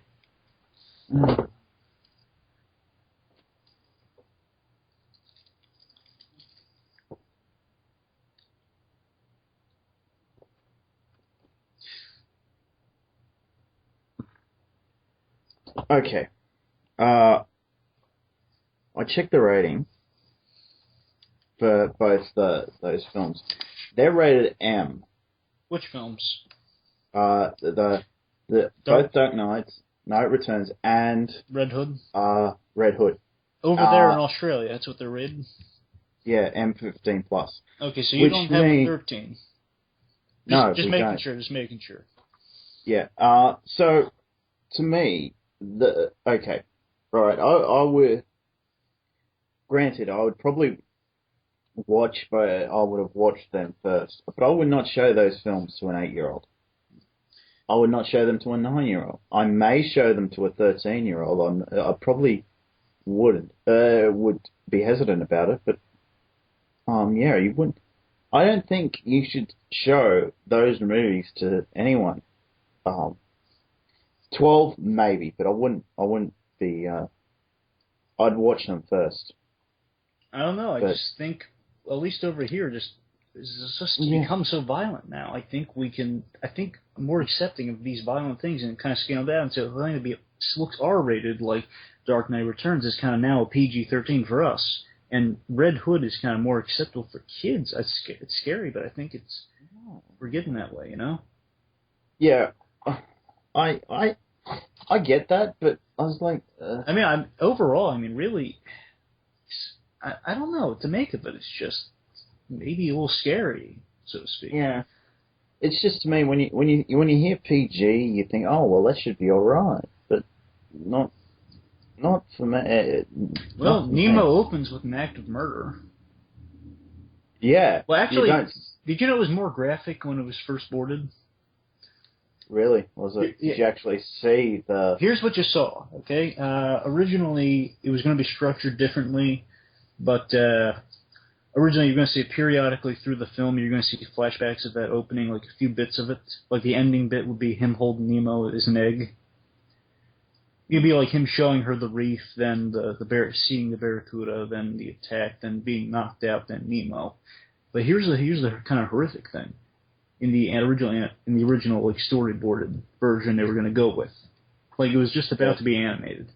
It was you're going to see Marlin was going to see this giant shark barracuda tail coming out of the little hole where the eggs were. So he was in the process of eating the eggs, which very dark for a children's film. Yeah. But I'm saying I can see where originally you saw like the tail coming out of there. And then, then he would chase Marlin. It was kind of cut cool in the version I saw, in which you can see this on the Nemo Blu-ray. Again, it's just in storyboard, like colored storyboards. For when everyone was saying, swim down, swim down. You saw Marlin periodically flashing back to when he was being chased by the barracuda. So you kind of see like danger rising while these guys are in danger themselves, And then at the end, when he sees Nemo in the net, he would flash back to when he was holding the baby Nemo, which he was so afraid for his life. Saying, "Oh my, I found him there. He survived. He made it." I think it still works with the way it's done. Oh yeah, it does entirely. I'm saying it works better. That's why they didn't go with the original. I'm saying the main problem with that was, the reason they didn't go with that was, you didn't know, in the completed film we have now, we know why Marlin's protective of Nemo. We understand it. We sympathize with his character. We feel bad. Originally, though, we just started off with a film in which we saw Marlin just instantly overprotective. We kind of found him a little bit unlikable and just whiny. But now we know. We didn't know from the beginning why he was like that, but now we know, and that's why we like him throughout the film. That's why it works the way it is now. Yeah, you're right. Yeah. I thought you were saying that you saw the whole thing from the beginning, like the way you do now. It's just that there was a bit more with the barracuda. No, it was just cut periodically, but still you got that moment with the barracuda, which is pretty horrifying. Yeah. But you need that scene to understand, as you said, the scene with... Well, it strengthens the connection between the two. Yeah. Do you mind if we just go to Family Guy now? Sure. Okay. I'm going to have to wrap up soon. Yeah, we'll do Family Guy and then we'll let it go because we're hitting 3 hours here. So... I'd love to talk about it more, but it's getting kind of late over my end here. Yeah, I know. So we'll just talk quickly about Family Guy and then we'll finish up. Okay. Okay. Family Guy I came across on pretty early. I think I saw it before it was cancelled the first time. Again, though, with the Australian delay over here, it might have been brought back by the time it was we saw the first episode here, but I think I'm pretty sure I saw the first episode when it first came on, so I've been a fan of it for a while.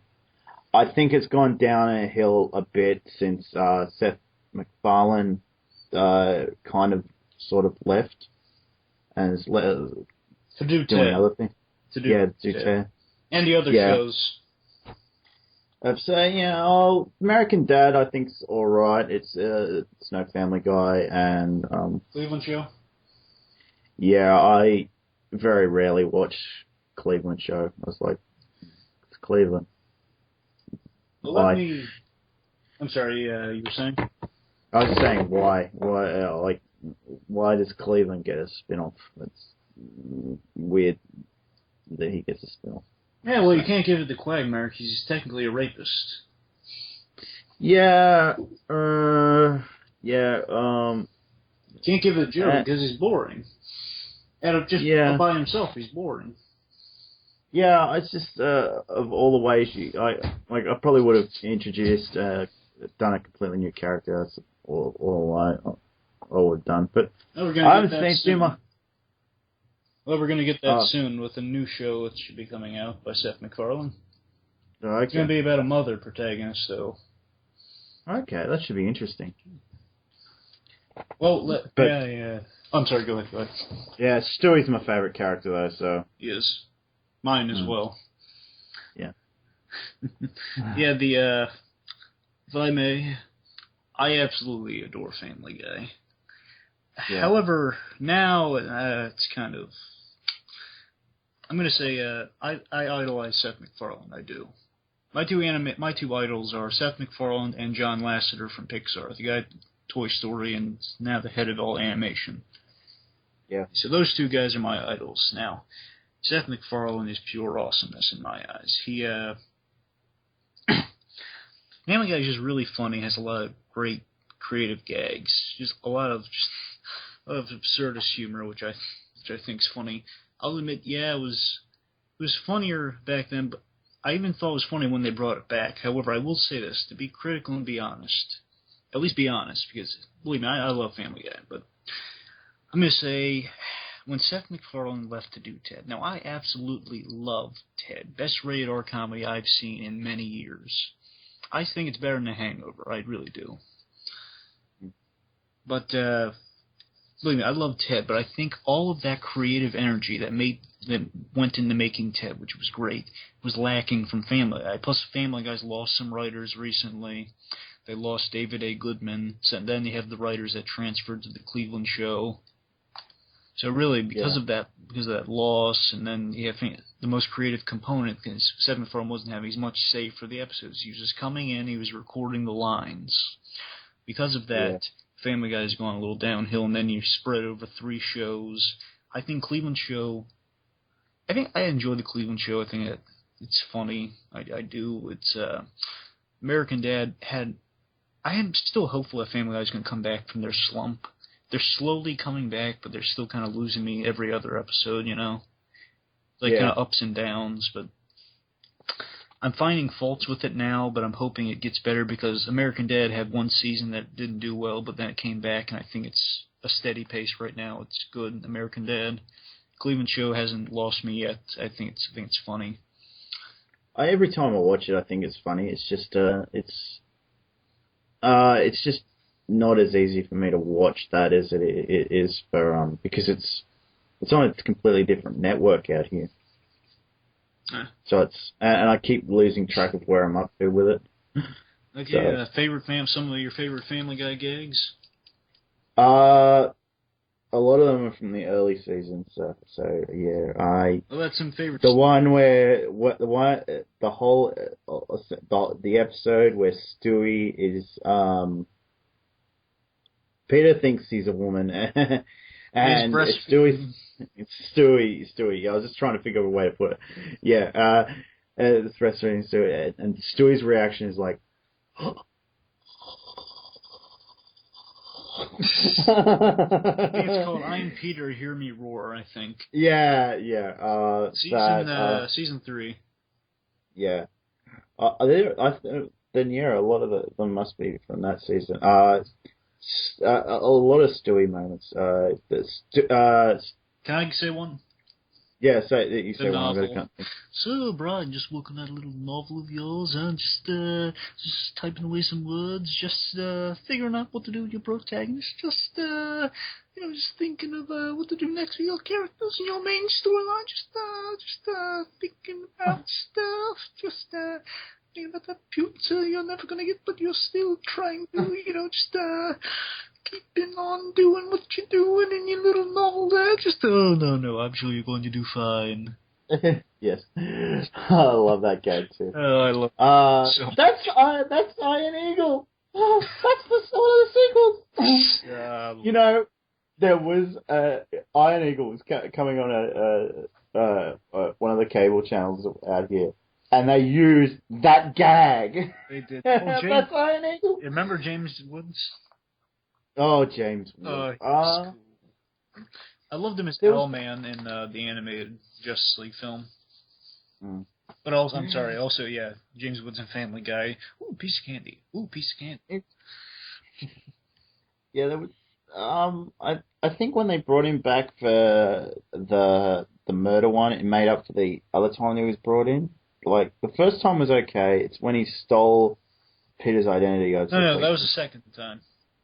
Yeah, that's what I meant. The second time wasn't so good. I love how they got rid of him the exact same way.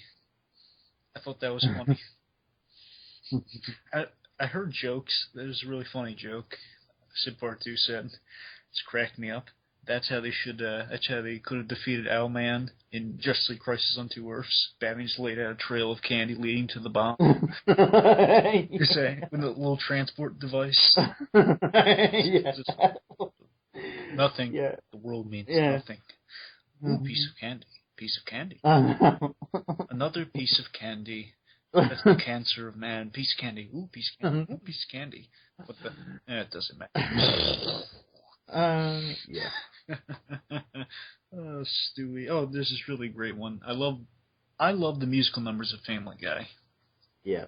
My favorite episode of Family Guy was PTV. It still is PTV. My favorite episode. Yeah. But my favorite musical number was the freaking FCC. But yes. My new one is because I love Frank Sinatra music. I love also soundtracks, but also whenever they have Frank Sinatra Jr. on, the second time they had him on, he sang. It's called "Take Me Out to Place Tonight." It's when Stewie and Brian had a nightclub. Yeah. Then Andy Dick brought it down. Yeah, that was one of my where I started noticing the quality after that episode, where it started going down. Definitely. So, I know the three problems with Family Guy are right now. The three main problems. It's three characters right now that are taking it down. That took it down. Well, Seth MacFarlane was gone. Lois is unlikable now. She's just not funny. She's just mean-spirited now. Yeah. Then she just doesn't care. She's kind of turned into Meg. But not in a good way. Like, Meg's just that character you hate for some reason, but you don't. It's just funny. It's like funny, unnecessary hate, but you kind of get it. Yeah. That's the gag with Meg. That's funny. That's fine. But then Lois is kind of being Meg, but in a bad way, you know? Yeah, they should do it when the quality starts coming back. They should morph. It's like Lois goes, "Oh no, I'm Meg." Yeah, and then the other two, Brian is kind of more douchey than he should be. The thing is, did you see the new Christmas episode? The one, not the one, because there's only two Christmas specials. The first one is the one with Kiss in it. Yeah. The new one was a big, lavish musical number, and just really good one. There's the one where the Santa Claus is dying. Road to North Pole. Yeah, Road to North Pole. Yeah, I've seen it. It's been a while since then. I think that one's a good one, even though they have a touch of douchey Brian, but I think it works in there. I'm saying when they time travel back to the pilot, which is a good episode. That's one they've done since they're back from Ted. Yeah. In which that one's funny, but it has a little too much of douchey Brian in it for this one scene where he prevents 9/11. Yeah. See, I think that's douchey Brian, and I'm like, it's too much. Anyway, also, again, there has to be a line with Stewie in which you don't want too much gay Stewie, but you also need evil Stewie, and they've mentioned that themselves. I'm quoting them right now. They say gay Stewie and evil Stewie. You need to have a good blend, because you can't have them too much of one way. Yeah. I think you need a good blend of both. Yes, you do. Yeah. Like in the Clue episode where, he saves the day in the end. Yeah, the Clue. Remember the murder episode? Yeah. That's the Clue episode. Yes. I've got that. I've got seasons 1, 2, 3, 4, 5, 6, and 10, and I think that's one of the reasons I got that was because on the cover it's advertising that episode, and I love that episode. No one's gonna kill that bitch but me. Oh, that's great. Yeah. Remember the Christmas episode had great songs, and my only complaint with Family Guy right now is I want more songs because they're always so great and well composed. I like Bag of Weed. Yeah, apart from the ones you mentioned, Bag of Weed is classic. And Shapoopy. I love the scale of Shapoopy. I love just the musical quality of all these songs. It's so great. My underrated one, the one I love that's just underrated, is You've Got a Lot to See. Yeah. Yes, where Sorry. Yeah, where Brian's with that older woman and he's fallen in love with her. Yeah, Pearl. Yeah. That one's that's classic. Isn't it appears like the birds in his beard? Yeah. You've got a lot to see. It's great stuff. The Christmas episode had 2 great songs, and I love the Christmas Time is Killing Us. I don't know if I like it better than the other one, but they're both so good. Jessica Biel and Megan Fox wearing nothing but their socks is all I want for Christmas this year. Of course. A requiem now. We are toiling in death. You know that. Yeah. Oh, screw you. Sorry. We rely on you. It's a dream come true. Oh, screw you. You may think I look great, but I'm 28. Just so great the scale of that. I like just the Stewie music video where he's singing "Everything I Do for You." Only because I like that song. Yeah, I like that. It's like the fact that Stewie is singing it. You know what? I think that might be the only one I'm not crazy about. I like it. I just don't know. I wouldn't say I'm crazy about it. It's funny, but I don't like it. Yeah, I see why it's funny, definitely. I'm just saying, catchy-wise, I'm not that catchy. Oh. I'm saying it. I see why you like it. It's definitely funny. Yeah, I just like the song, and I like the fact that Stewie's singing it, because it's one of my favorite songs. It's not my favorite song, but it's one of my favorite songs. Yeah, there's that in the Buy Me a Rainbow I'm not crazy about. Buy me a rainbow. More Meg gets made over. Mm-hmm. Oh yeah. Yeah, the Don't Make Me Over. It's in the song, the episode title, I think. Oh, remember? Yeah. My left foot always gets me where I need to go. Oh, and of course, I love the first Frank Sinatra Jr. episode. Okay. Where Brian's just constantly getting drunk. Yeah, he's like like an old Hollywood rise to fame thing, like a montage, and he's drinking more and singing more, and they're holding his ears in the bowl. And of course, Bruce. Yeah, and Stewie's like, yeah, I've got I'm right here. I just got my ear. Maybe I'll just put this Mr. Potato Head piece in there. Yeah, Brian, maybe you shouldn't leave your friend with all the fingers in the bag alone with hungry deer. Or a hungry deer, Brian. In your suit. Oh, in that suit looks like you're taking a white poop. Yes. Oh, that is also... that's funny. Yes. How I love a glass of Jack, or anything with Robert Stack.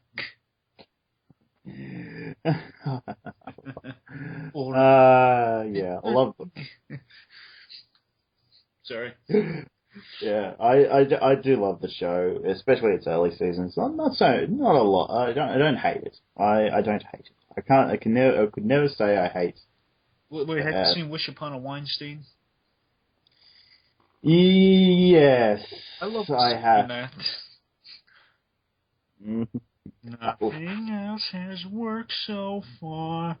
So I'll wish upon a star, wondrous speck of dancing light. I need a chew. Oh, it's like so sincerely scored. That's what all the songs do. It's just so successful, so sincerely scored and sung. But most of the stuff, again, it's like what I said with Freakazoid. It just works. Oh, I just I love those early seasons so much. I loved how if you do go back, and Seth MacFarlane mentioned this himself, it wasn't until like the third season you actually started to understand Quagmire, and I just love how his character's sort of been brought along. Was brought along a lot of the way, because you go back to those first two seasons, there's not a lot of Quagmire in there. Technically, he's in the pilot, but he doesn't have any lines, and he's chubbier. Yeah, and it's not until late. Yeah, he does, doesn't he? Oh wait, you're right. He does have one line. He says, "Hey, Peter, you want to play a game? Drink the beer. You just want a free beer." You want a free beer? Oh, I'm going for the high score. I don't like how Quagmire hates Brian now. I don't like that. Yeah, it's like weird. It just makes me uncomfortable now, because you can see in the past, like, a few instances where he must be really good at hiding his hatred for Brian because he talks to him. Yeah. But remember the Christmas one where he's just like the girl, but it's like cancer, like it's the girl who has cancer, looks like a fat boy. Yeah. And then Brian says, "Hey, here's your little nephew." Though not like, "It's my niece, Brian." Oh, you're not gonna die. Who said anything about dying? Oh, good one, Brian.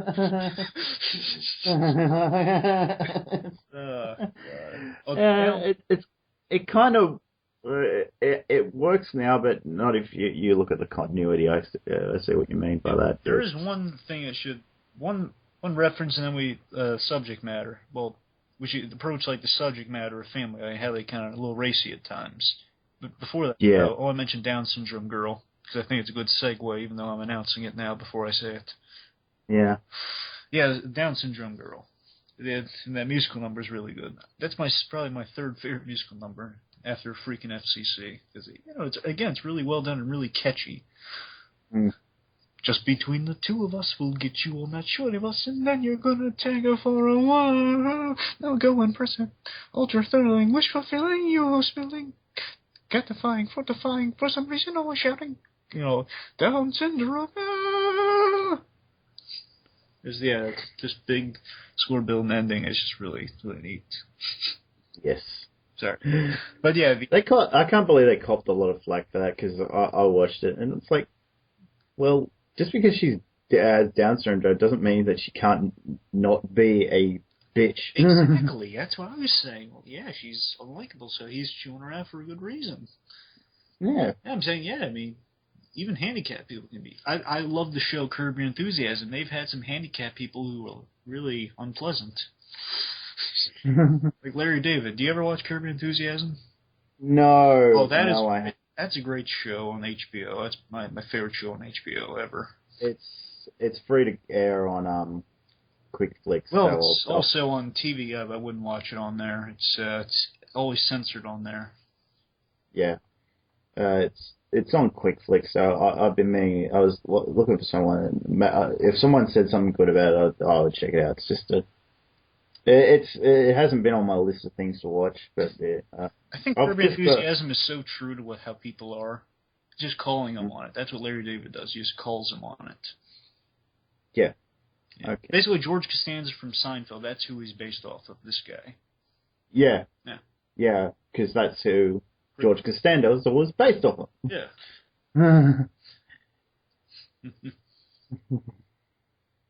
Yep. Anyway. Yeah, so it's racy in this Family Guy, and I think maybe then we can wrap it up, maybe. Yeah, well, I mean, if you want to. Yeah, there's some race. There is some race in it. That's in it. I just don't. I don't think it can be bad at sometimes, but when the FCC thing where they show all the parts where they're showing people's butts in it, and I'm like, well, this is not. It's Well, not too the side boob. a side boob with yeah. Oh, we gotta mention Like that side boob. Oh, That's my side boob. I gotta mention. Good night, everyone. I gotta mention something about that because again, that's my favorite episode. You have to watch. Did you see the DVD version of it? Yeah. Okay, remember the I Dare You to Crap Off of That? The what? Did you see the uncensored version on the DVD? Yeah. Okay, yeah. I love. They have the best gag ever, but they cut it out, so it's not on TV, which bothers me. It's just real. See, the FCC in real life, they have a problem with sex jokes and poo jokes, but they can get away with all the violence they want, apparently, which makes no sense. Anyway, so the gag is in the aired version. It's Lois gets fed up with it and she calls the FCC after the side boob hour. But the uncut version, well, just the regular version, they make two versions. At least back then they did. Yeah, I think I remember this bit. And it's a parody of Jackass. It's called Douchebags. And they go, they say, it's Cleveland and Pearson, I dare you to crap off of that. And he says, I dared them. They're over the overpass and they're crapping off of that. And then you have Stewie and Lois driving underneath. You just hear the sound effect, like the little whistle. And he cuts to black and you hear a splat. And he says, Peter, you've gone too far. Stewie won't even get. Stewie's afraid to get in the car now. Just turn off the windshield wipers. They don't work. They're only making it worse. Now remember, I love that. Gag is so hilarious. It's a crime that it's not on the regular version. Yeah. Oh, I don't even think they put it on air. I mean, the aired version. That's what I mean. Yeah, I don't think they put it on air out here, but that is not fair. It's just so funny. Also, there was a sequence they completely cut out, which means they had the censors, and also like Fox. This is Fox that did this because they're most censored on Fox, which now Fox has come around, so they're letting them get away with more stuff. But there was a gag in which literally their first act didn't end on a joke because they cut out the gag. It was they had a Simpsons gag. Oh yeah. Yeah, they cut out Simpsons gag because they ended the feud between the Simpsons and the Family Guy, but now they've kind of amended that because I don't know, 741 made it. They've gotten around it now. Basically, Quagmire had an affair with Marge, and they killed all the Simpsons characters because they were freaking out. yeah. Shot him, even shot the baby. Yeah. Just hear like the. Yeah. That's not right that they would end on not a joke. So like the first act just ends blanketly. Yeah. You're saying, you need to break it off with Julian. Pause. Cut to black. Boring. Yes. Yeah. Yes, stupid. Yeah. I remember that from the DVD. I like that they put the stuff back in for DVD. That's. I have a brief thing to say in regards to censorship about a DC animated film. Soon we're going to, hopefully, it hasn't been announced yet, but it's kind of hinted at. We might get Killing Joke, which I'd really hope for, because Mark Hamill said he'd return for that. Yeah, I would. Sid Bartu and I have discussed this. He's also discussed it with other people, but he doesn't see why. Again, I told you, we just got into this a little while ago about, have this society gotten a little dark nowadays? Have we, it's kind of hard to tell if we can get away with this stuff now, the whole rating system thing. Yeah. Yeah, but after seeing all the stuff we got away with in Dark Knight Returns, I think we can get away with some of the racier stuff that's in Killing Joke, because in Killing Joke you have the horrific act of Barbara getting shot, which we can get away with now, seeing the violence in Returns, which I'm not complaining about it. So I'm just saying this is what the standards, at least back then, would be concerned about. But given what we've gotten away with now, we'd be able to get away with this. I think it's worth pointing out. And then you have some nudity. You have some nudity in Killing Joke, like Barbara being photographed with her wounds and exposed. Then they have Jim Gordon, he's stripped. See, the only problem with Killing Joke, and this one, it's just a personal thing. I mean, I think it's a little unnecessary. I don't think Gordon needs to be naked and being tossed around by weird circus people. I'm just saying it'd still be effective. It was just Gordon, like, in a room just being shown videotapes and, like, slide projections of his daughter. That one can be exposed. I mean, just to show the wounds and stuff.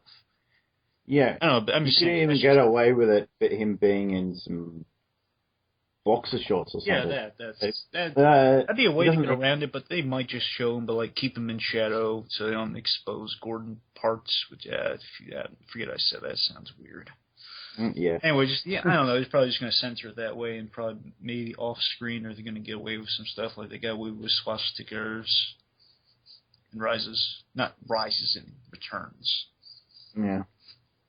Anyway, yeah, I'm saying now we can get away with some more dark stuff. It's really just the themes that are dark, and it's a question of themes versus actual content nowadays. I don't know. Yeah. But either way, I just thought I'd bring it up because it's something I wanted to bring up about Killing Joke. But either way, I look forward to it being made. It's a really good story. And Mark Hamill coming back would be amazing, and just be a good send off for him if he is retiring, which hopefully he isn't. From voice acting. Well, from the Joker. Yeah. Okay. I just wanted to say, well, if they keep it, if they give it the same rating as out here, I wouldn't have a problem with it because it's over here you have to be 15 and just to see it, so it wouldn't bother me so much. Yeah. No matter what they if they I have no problem with the ratings of the films out here. It's the one if they go on PG-13 out there. It's just that there seems to be this misnomer that it's PG, it's okay. I think one day we're going to kind of revert back to the old way the system worked. You just had 2 ratings, PG and then R. So I think we're slowly evolving back into that, where we had just 2 rating systems, because soon it's just going to be, okay, it's something to show little kids, and then it's something to show everyone else. There's going to be no PG-13 anymore, is what I think might happen. Not that I think over here it's changed. It's the exact opposite. They didn't have MA out here until recently. It's just that there was this whole thing where they had to have an MA rating because of the fact that there was this seemed to be like more films coming out that were more like high, like with M it seems to be, if anything's high, like high violence or high levels of blah blah blah, that's when it's given the MA rating or the R rating. It's when it's high levels of this, and it seems to be the darker it is, that's when it gets moved up to R. For me, it just seems to be that whenever it's the tone of the thing is darker, it's usually given that rating. That's just my opinion, anyway. No, that's fair enough. Believe me, fair enough. And you have a point. But I don't know. I just think it's how it might be in the U.S. now. Some dark things happening. Just kids might be used to darker things, and soon it's just going to be blended into 2 things. But hopefully I'm wrong. I don't know. I don't know. This little hopeful things will kind of lighten up in the world. But I don't know. Either way, I think it's right now it's fine. Nothing really noticeable with that. Just looking into it, Yeah. Anyway, just the whole thing is pretty enough. Yeah. I just don't. I can't understand how that they got away with making both those Dark Knight films, especially the second one. Yeah. PG-13. Yeah, I'm surprised it's. Yeah, I'm just saying now, looking at it, really, we've gotten to the point where that's acceptable as PG-13.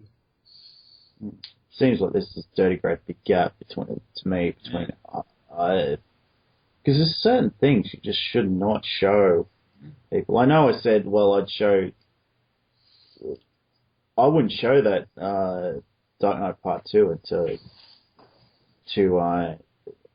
after watching it. I wouldn't show that to anyone under the age of 14.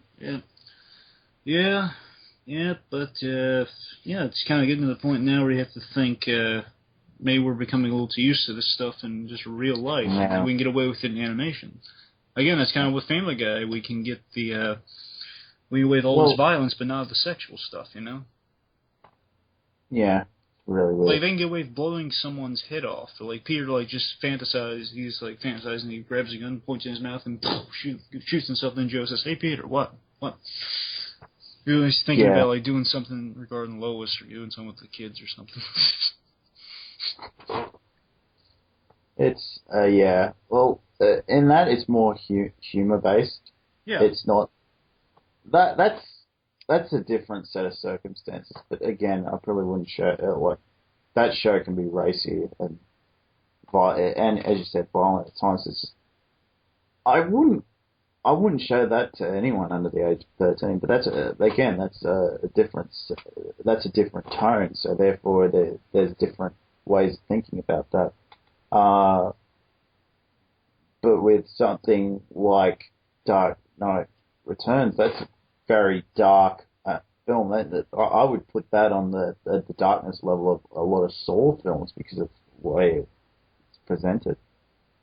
Yeah. And again, with Family Guy, you got more of this like Looney Tunes sort of atmosphere with it. So yeah, it's a bit different, but there's swearing in that and everything. So again, you got to take Family Guy into consideration. You've got to really, I think, to really appreciate that show, you've got to be at least 13 to kind of at least minorly appreciate it.